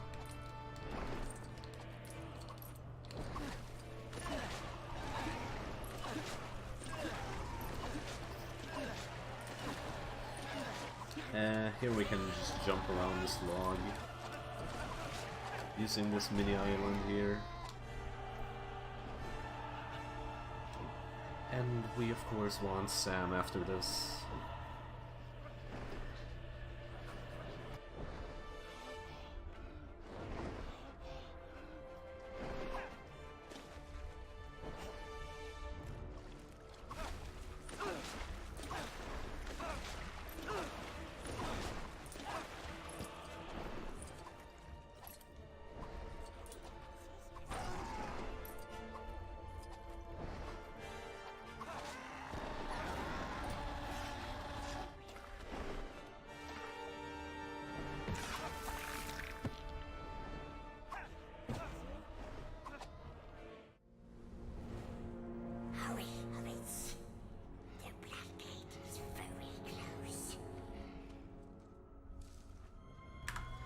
Dude, I love how I have to mute the mic every time something important comes up. That's what I did was I just like...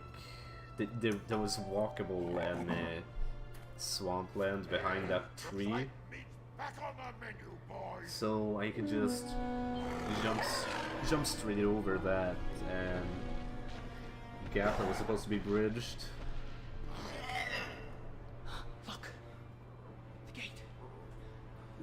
Rather with Sam than with Frodo, because Sam has a trowel and he can plant things. There's another way, more secret, a dark way. A dark way. Lead the way, Speed.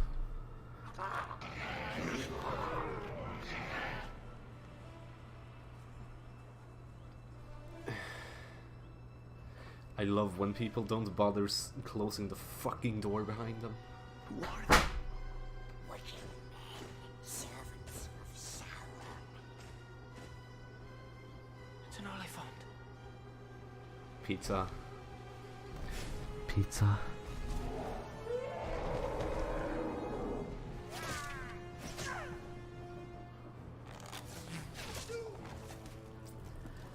Lego games have their sense of humor. Anyways, Oliphants, these guys can be a little bit iffy. What we want to do is just climb up these ropes and, I don't know, attack their commanders or whatever the fuck.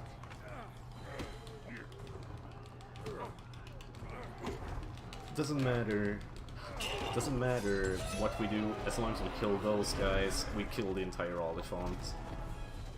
Don't question it.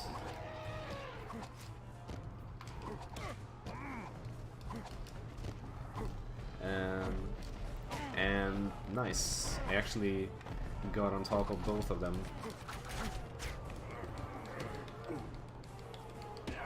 No major time loss here.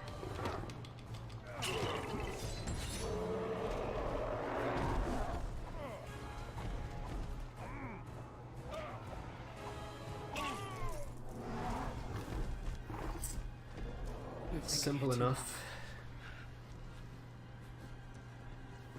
Who are you? We are hobbits of the Shire. We set out from Rivendell with 7 companions. Exposition. One was lost in Moria. 2 were my kin. A dwarf there was also, and an elf. And 2 men. Aragorn, son of Arathorn, and Boromir of Gondor. You're a friend of Boromir? Yes. It would grieve you then to learn that he is dead. Dead? He was my brother. 2 halflings. I hope you paid attention to the background, because something amusing's happening there. The ring of power within my grasp. He's got to destroy it! That's where we're going. Into Mordor. Osgiliath is under attack. They call for reinforcements. The ring will go to Gondor. Now, in case you didn't hear that, Osgiliath is under attack. so we'll have to go defend it. Although there's just one small problem with that, and spoiler alert, it's because the gaze of Sauron is straight above Osgiliath, and so we kind of cannot enter normally. Now, we could do some more levels to like divert the gaze of Sauron away from Osgiliath, but that's kind of boring. So instead, I'm gonna do something completely different. Those who were here for Amonhen and Karadras will know what I'm gonna do. I think this is the proper setup. Yep, it is. Good. And we're in.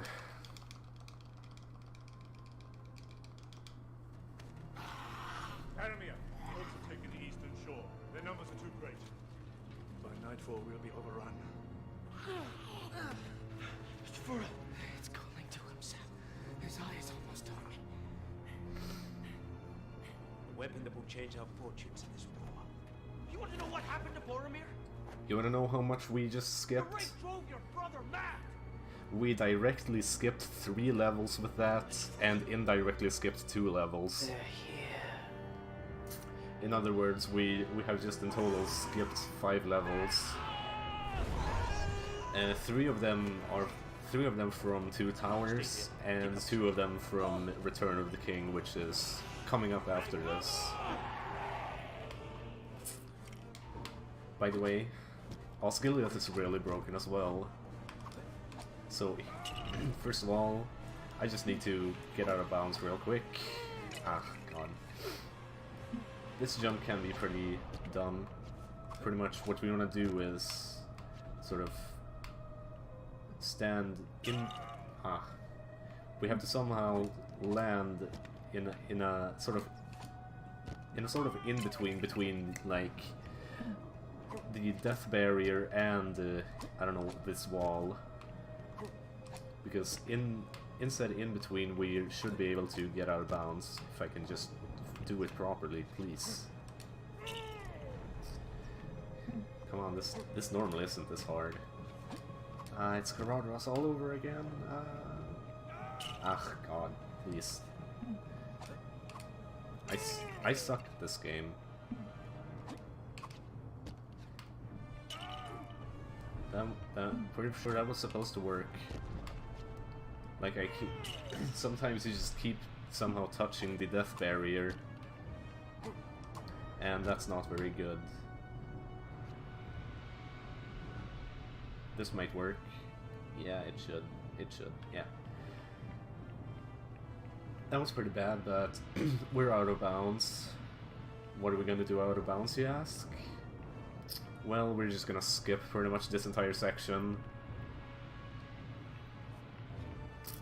And this is where we should... Yeah, we're over.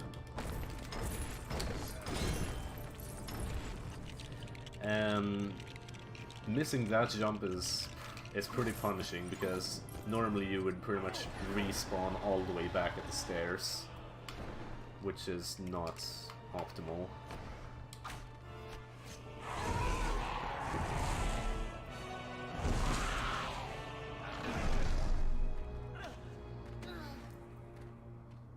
And as you saw, just getting out of bounds can be pretty hard in the first place. Release them. I think at last we understand one another, Frodo Baggins.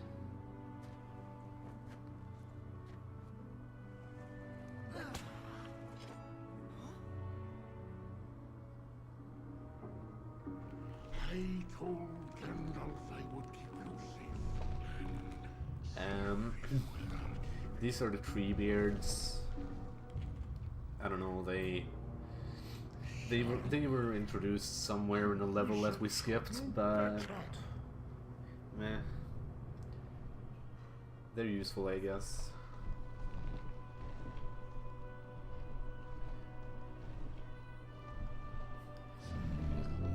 And But somehow they can withstand intense heat and fire. Somehow, even though they're 100% made out of wood.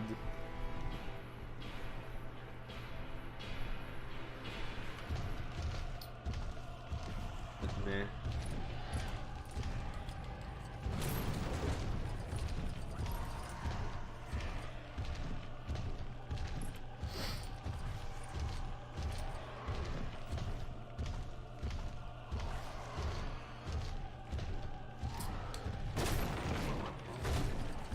This part is pretty straightforward as well. Just walk through as best you can.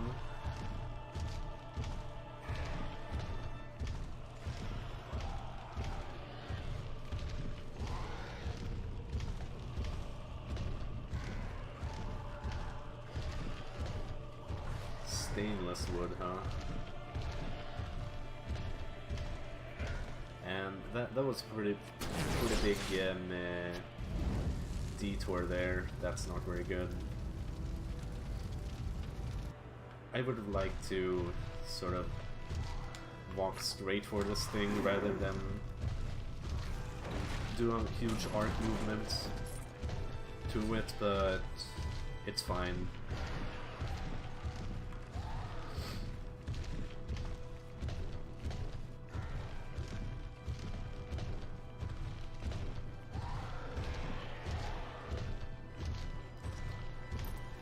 And now we just gotta release a crap ton of water upon this hellhole.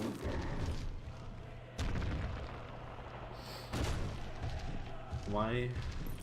I don't know. Just because. Also, we can completely skip sort of making this watchtower fall over if we feel like it.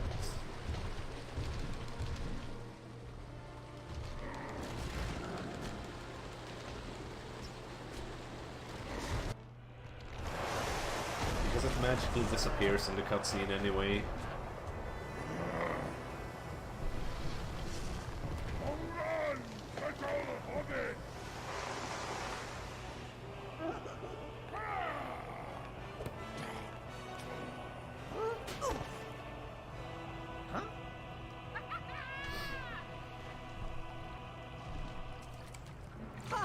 Crab. Welcome, my lords, to Isengard. Young master, there is a wizard to manage here. And there Saruman must remain. Under your guard, tribute. Is no power anymore. There's the plant here, I think. Kiss my bark. Ergen took. I'll take that, my lad. Gandalf is gonna steal it from us though, and he's gonna hide it under his shin.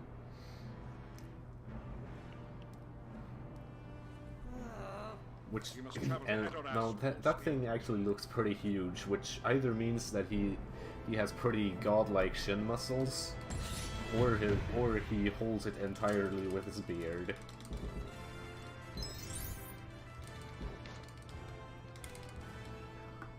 There's no real way to tell. Also, another reset because cutscenes.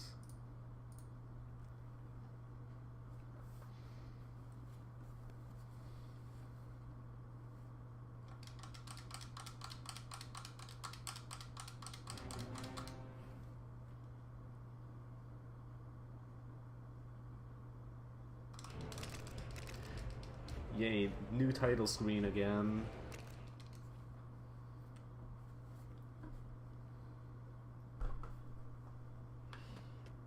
And here we want to do this and fast travel to here. And now the cutscene trigger should be around here somewhere. Yeah, it's down here.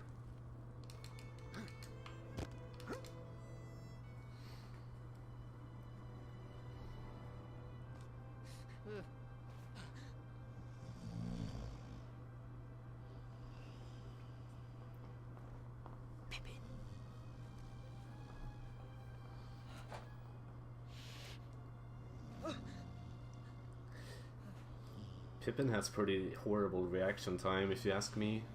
Are you mad? I just want to look at it. I see you. Pippin! Help! Gandalf!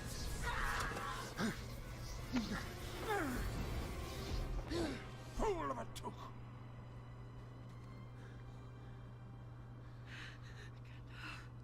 What did you see? There was a white tree in a courtyard of stone. It was dead. So morbid, am I right, boys? Sauron moves to strike the city of Minas Tirith. They must be warned. They will be. I ride for Minas Tirith. I won't be going alone. Rohan must be ready for war. And Rohan will answer. Muster the Rohirrim. Assemble the army at Dunharrow. As many men as can be found. We ride for Gondor. And war. Run, Shadowfax. Show us the meaning of haste. Show us the meaning of haste, indeed. Mary!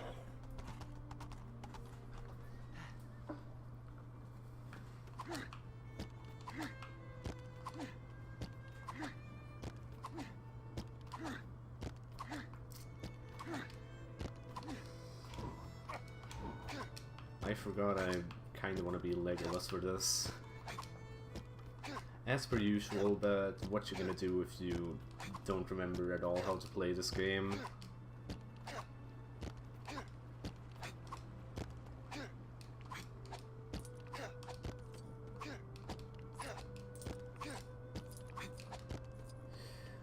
I remember when I said on Twitter that, I mean, on Reddit, that my goal for this game was a sub 225 in any percent, but I do not have nearly enough motivation to play this game anymore.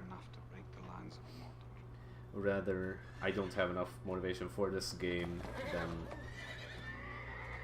I mean, for this game to play it, other than in marathon runs, just to show it off.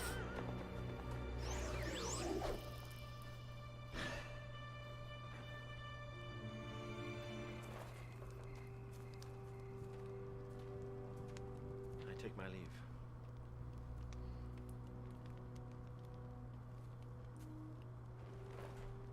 My Lord Elrond. You're outnumbered, Aragorn. You need more men. There are none. There are those who dwell in the mountain. They answer to no one. They will answer to the King of Gondor. Anduin, a flame of the west. Remember this sword? Shards of Narsil.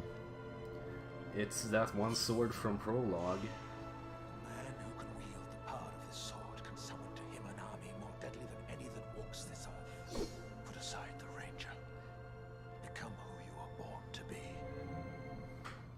What kind of army would linger in such a place? One that is cursed. Long ago, the men of the mountain swore an oath to the last king of Gondor to come to his aid, to fight. But when the time came, when Gondor's need was dire, they fled, vanishing into the darkness of the mountain. And so Isildur cursed them, never to rest, until they had fulfilled their pledge. The way is shut. It was made by those who are dead.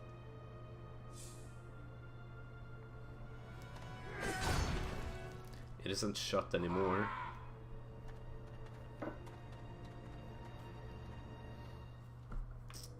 Alright. I actually want to be Aragorn for this. My bad. Pale banners like shreds of cloud. Spears rise like winter. Also, just making sure that my AI partners aren't pussy ass bitches. Because Occasionally they are, and they will just stand completely petrified in one place.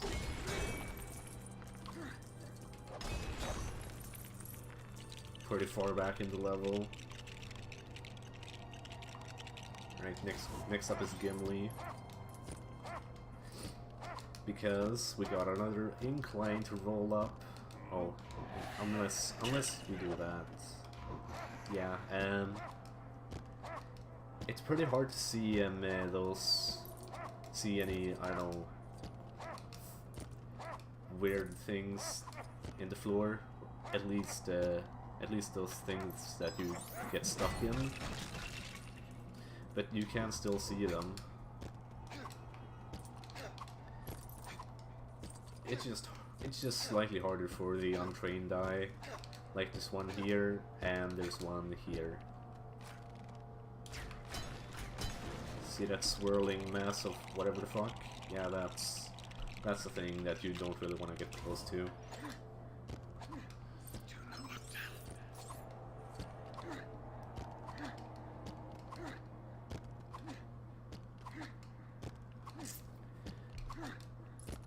Another incline, I guess, why not?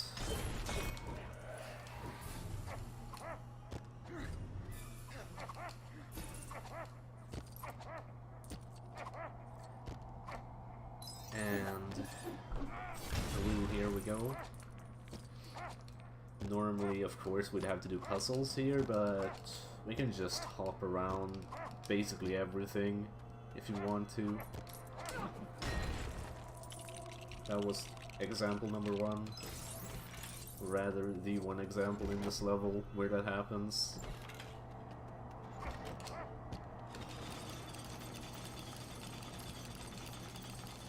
Open this door.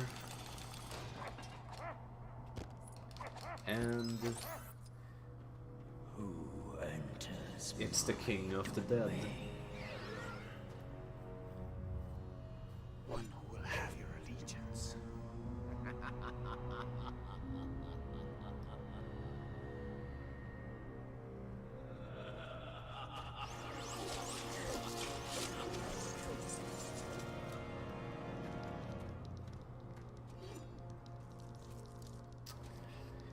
Gimli is scared shitless, but he will be useful for us.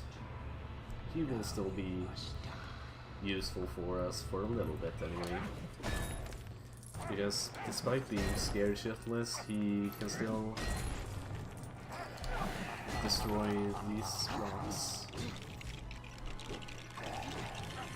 And now we just arrow going for the entire rest of the fight.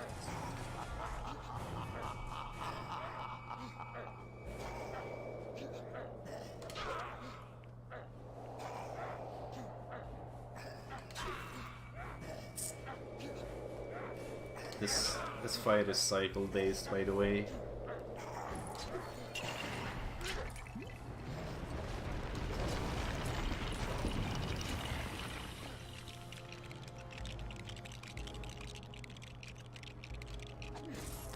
So yeah.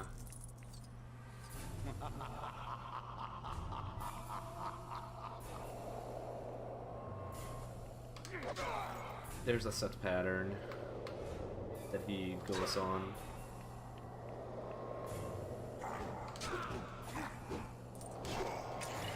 Now for the hardest phase, pretty much. You want to build pillars, and the first pieces are pretty much here, but it is very hard to find their triggers, so more often than not you'll have to go for this panel, I mean pillar, even though it would be faster to, I don't know, get that one in the top left corner first.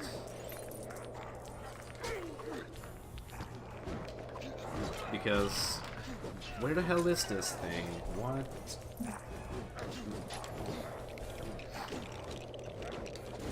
That's kind of dumb. Yeah, as you can plainly see, finding where you're able to build it is very hard.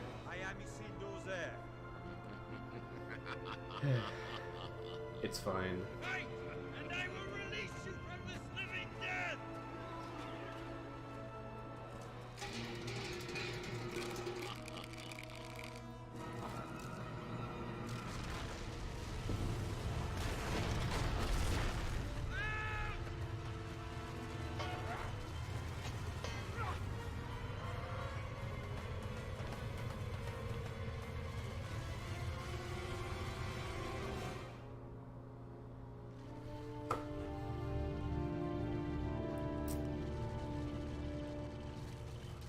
They escaped just in the nick of time.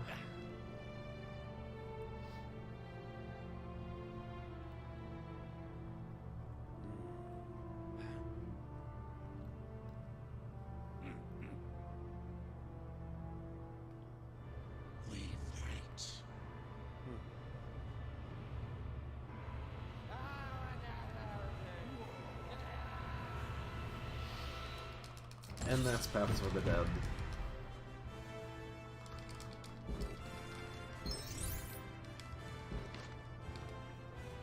Which means that next up is my least favorite level in the game, Pelennor Fields. I have left instructions. Whoops, my bad. I'm supposed to reset. Silly me.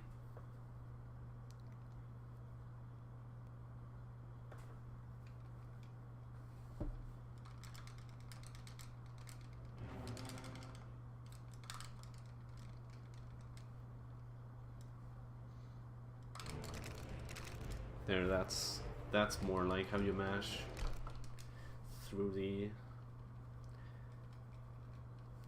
start screen. Pelennor Fields is over here, by the way.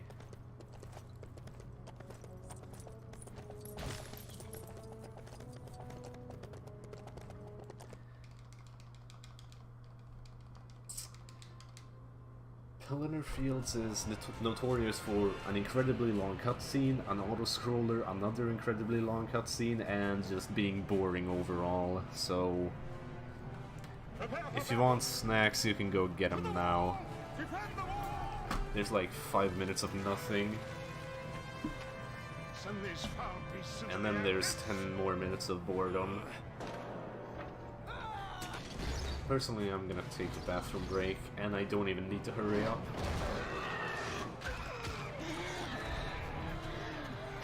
Stay where you are.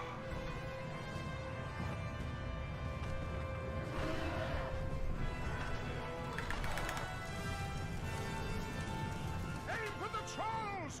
Kill the trolls! Bring them down!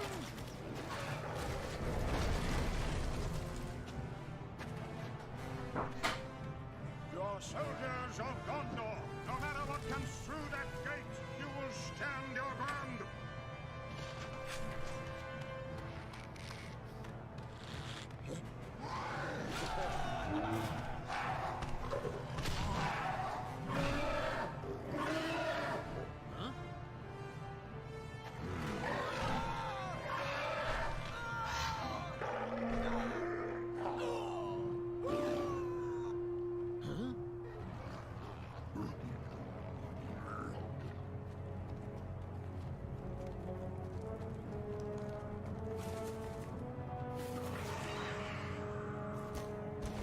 Whatever happens, stay with me. I'll look after you. Right now! Fight! Fight the ruin and the world's ending! I came back and it's still playing.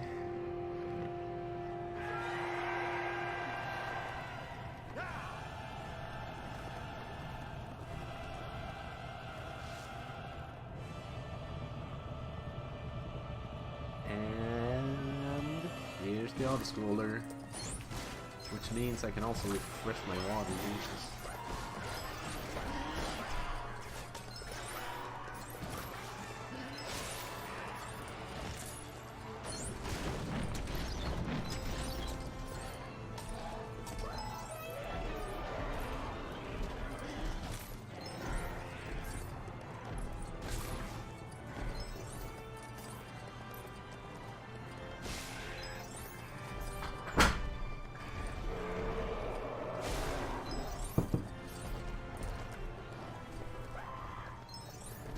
This game is too easy.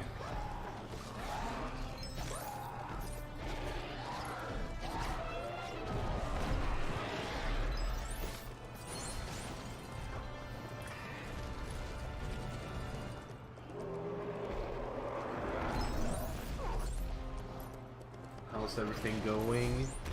This run was already bad back in Black Rider.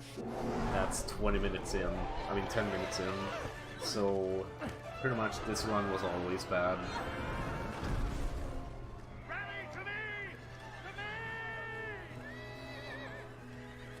I'm probably gonna go overestimate, to be honest.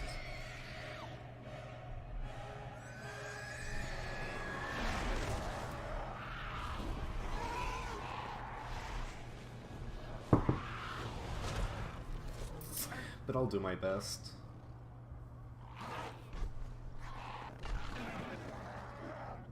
I will kill you if you touch him. Do not come between the Nazgul and his prey.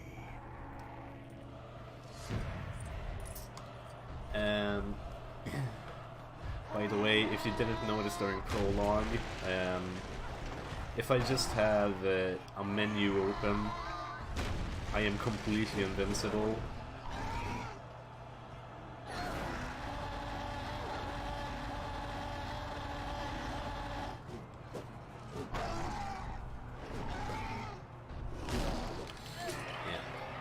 This is my signal to attack him.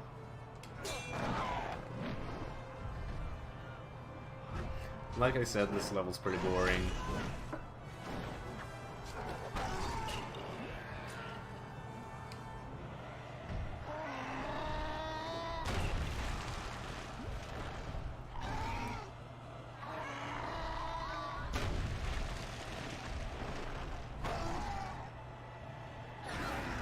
Sleep is for the weak.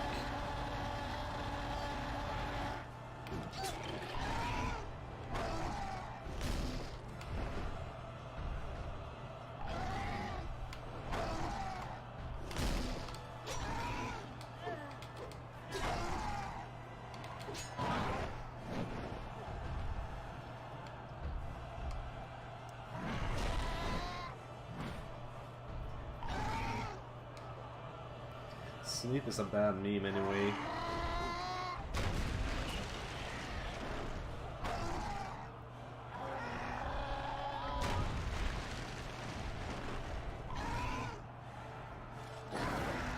I remember that time. Or rather, those times.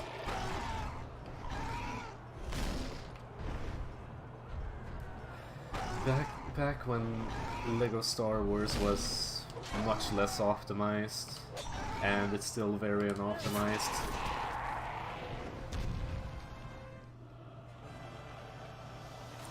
It's like a solid 10-15 minutes faster today than it was back then.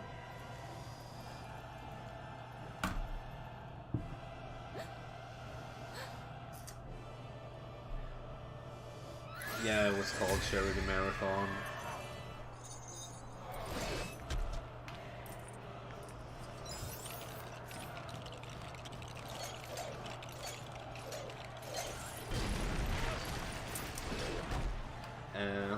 This guy behaves quite a lot like a troll, so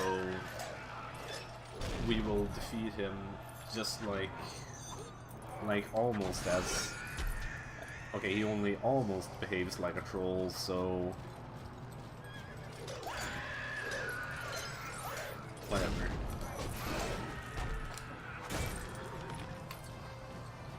He still gets stuck, but he's not strong enough to hold it out, you know. You fool. No man can kill me. Die now. Boop. I am no man. Good, it didn't soft lock. Straight up stabs him in the face and he has a huge seizure.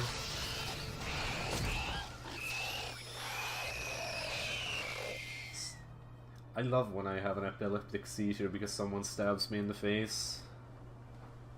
Late as usual, pirate scum! This knife work here needs doing. Come on, you sea rats! Get off your ship!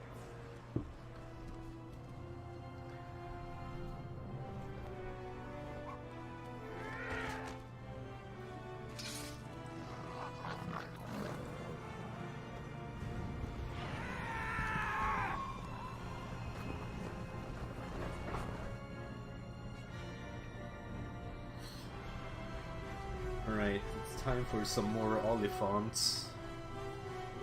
This time though we have to do a bit more to screw them up.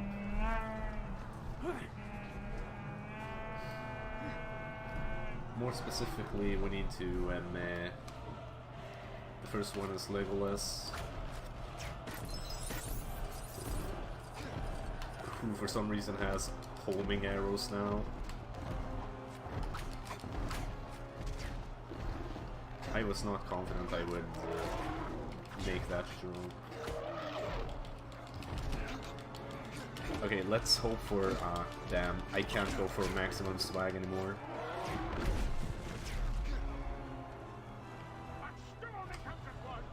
That still only counts as one, though.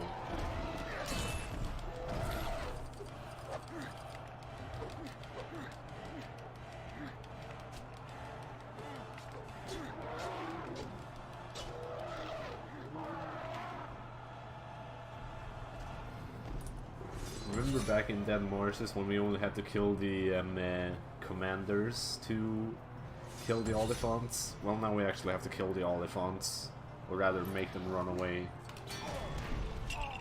Run away in fear. Also, this is a pretty amusing invisible wall in my opinion. Because you just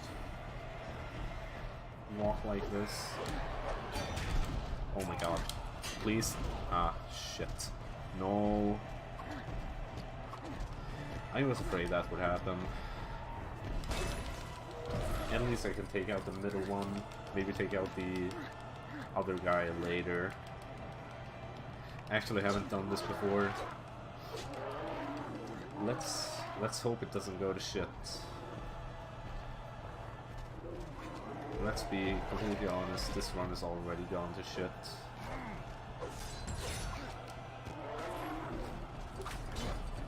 Oh wait, there it is. He's just walking straight through and what? Why don't?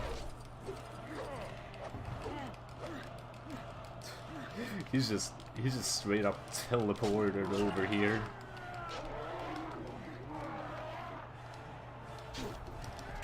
Also, these guys are very annoying. Might I add? Hello?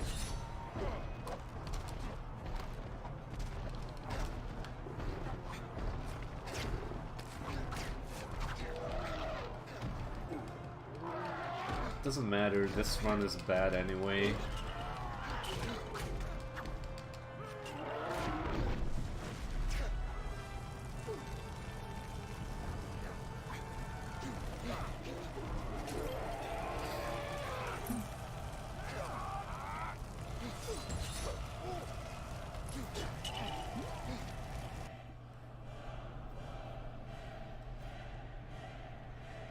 By the way, I never knew that this thing was there. I mean, that thing was there. I'm pretty much playing this game and watching the stream at the same time. So it confuses me quite a lot.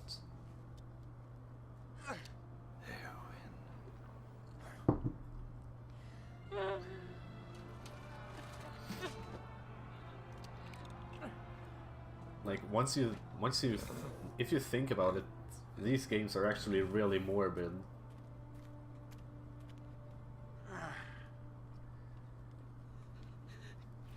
Because, like, in these games,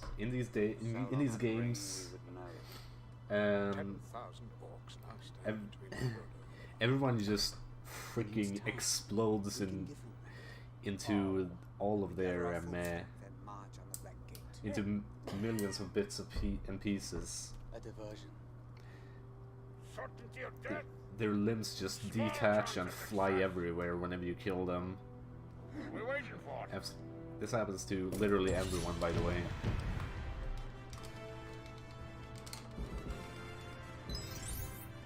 Players, enemies, NPCs, you name it.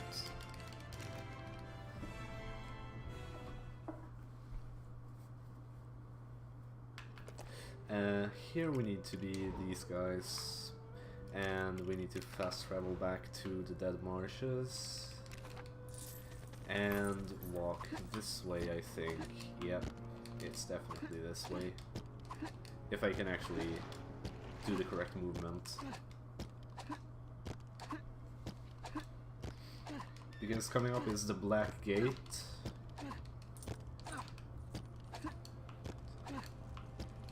This thing.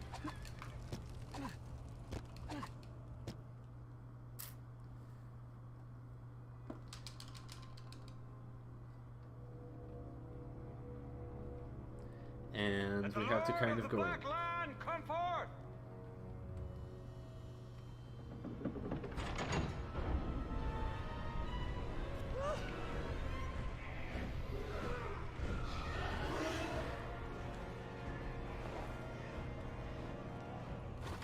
By all that you hold dear on this good earth, I bid you stand, men of the West!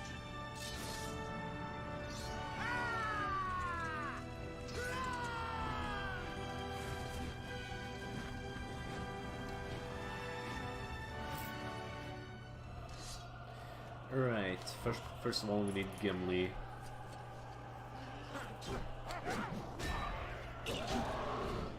Because they're gonna throw another thing for us. Yeah, this game has a pretty gripping story, even though it is severely abridged.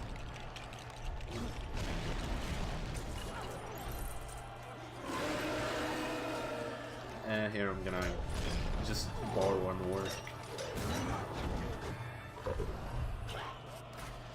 Just temporarily borrow an orc. Because, you know, he might be useful to me.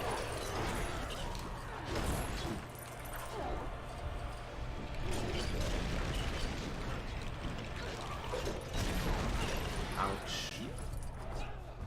And next up we need Aragorn.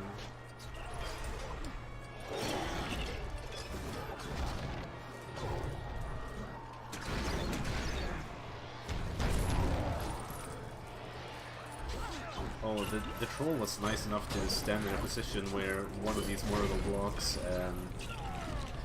was destroyed right as it landed. That's a pretty rare occurrence, by the way. Come on, stand on top of the thing. Next up is Legolas.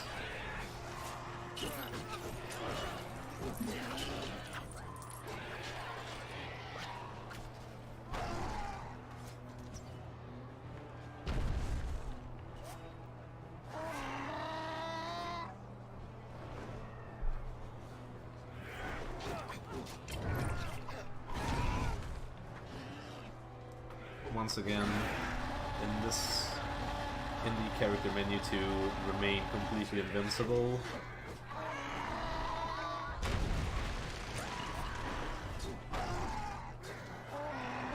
Because this guy may or may not kill orcs for me, depending on what he does.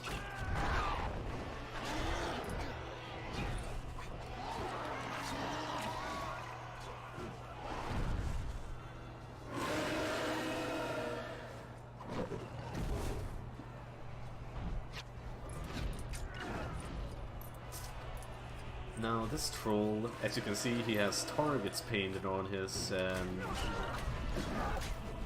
armor. So we just shoot him with arrows, you know? Easy enough.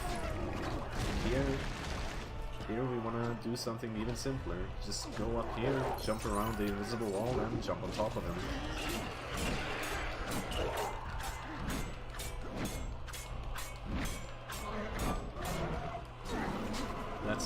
That's a pretty funny movement right there.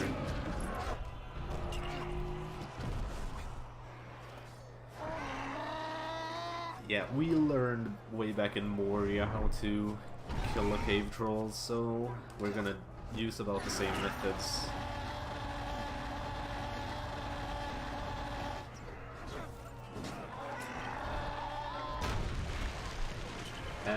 No, this is a dragon that has a vuvuzela 4 vocal cords. His vocal cords are just a fucking vuvuzela.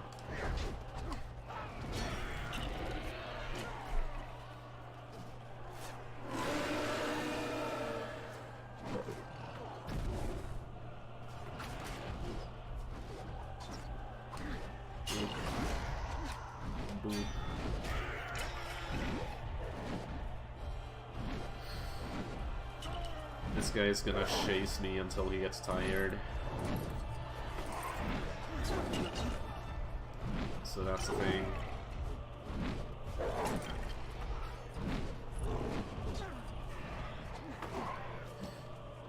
When he gets tired, we can attack.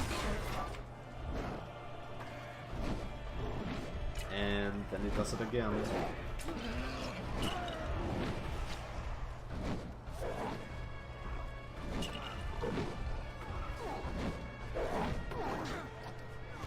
Oop. And we need Legolas next, of course.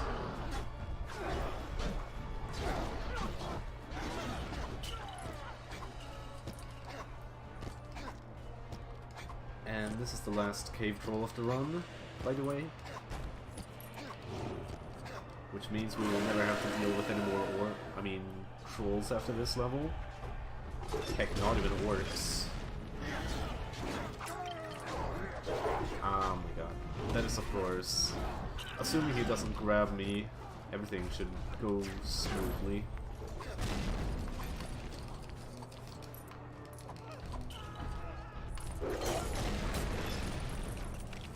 Ah yes, Moria. Good times, good times. Yes. Now this cave troll's gonna die in the exact same way that that one cave troll died in Moria.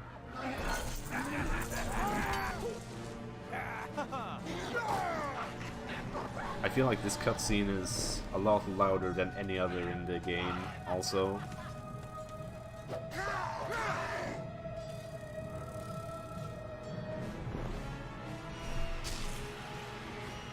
Eagles! The eagles are coming!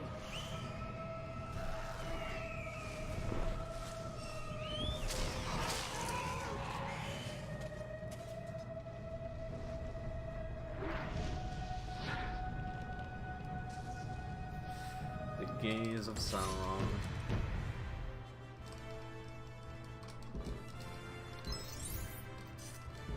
Yeah, I'm probably gonna go over schedule, estimate. Unless some fucking miracle happens in Mount Doom. Speaking of Mount Doom, it's almost time for the final level. Mount Doom is the last level in the game. Can you believe it? We just completed the entirety of Lord of the Rings. We will have done it in less time than an actual Lord of the Rings movie. Do you remember the Shire, Mr.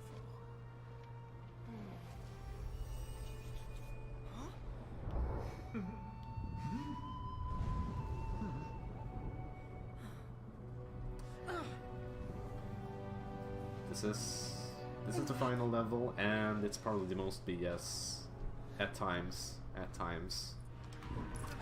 Anyways, Frodo is pretty exhausted, so we want to use Sam for pretty much this entire thing. And movement here is very similar to movement in Prologue. At least for the first few seconds.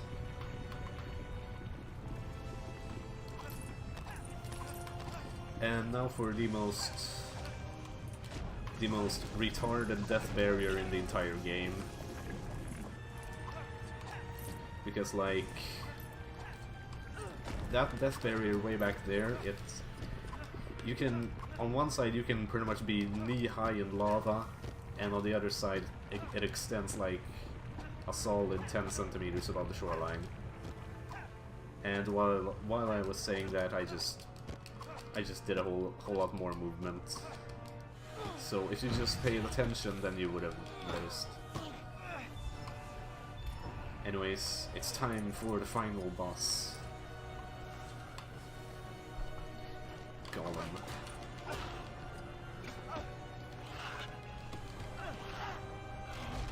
He's gonna do some stuff.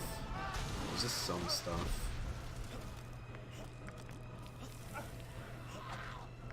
Now he's gonna go for Frodo, but if I just commit suicide as Frodo, then Gollum should stop going for him. Oh. I love being distracted by chat messages. Whatever.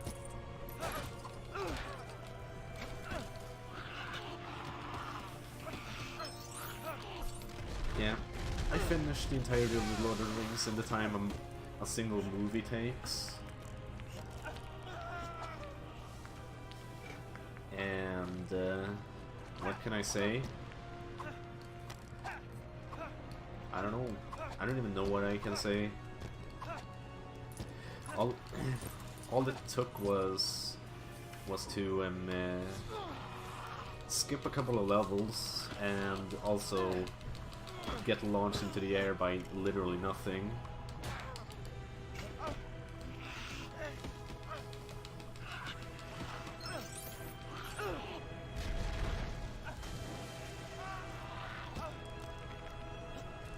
Alright. Here, here I'm just gonna kill myself, because that spawns me on top again, and hopefully Gollum isn't too stupid with me. Thank you. And please. What? Oh, right. In before the game crashes. Time is coming up very shortly, by the way. But in before the game crashes.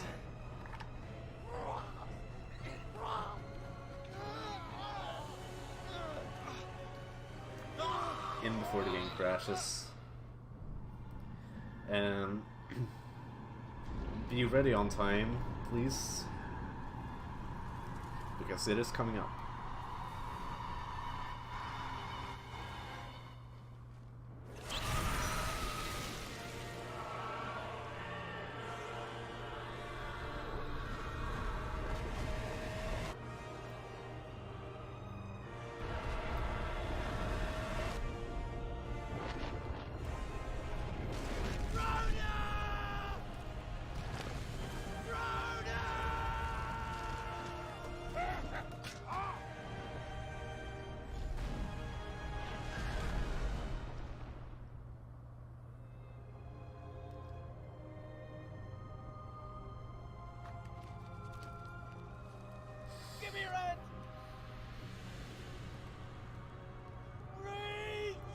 Reach. And time to mash. Very quickly. Alright, be ready for it. Be very ready for it, because it is right after this errata scroller.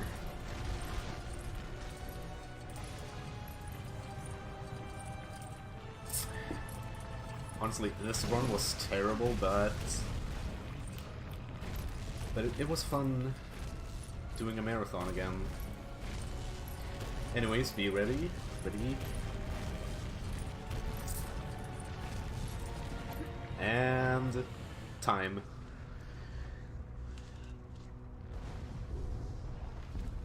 It's gone. Yes, Mr. Frodo. It's over now.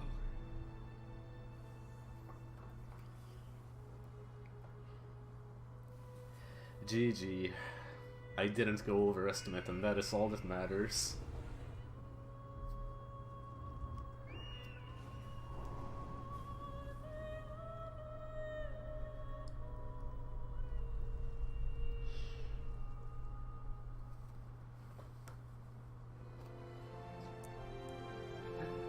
That is indeed all that matters. I wanna give shoutouts to Ferenth. Okay, I'm gonna give shoutouts after this cutscene because it's a decent ending.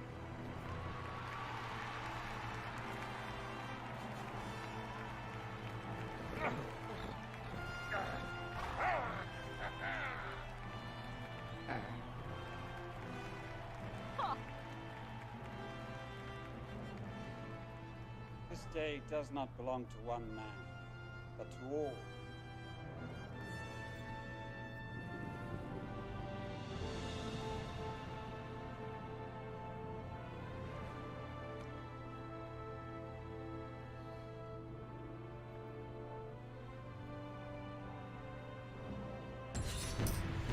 And that's Lego Lord of the Rings. It is a pretty hype speed game. It's just really underrated, and I have just kind of lost motivation of it to run it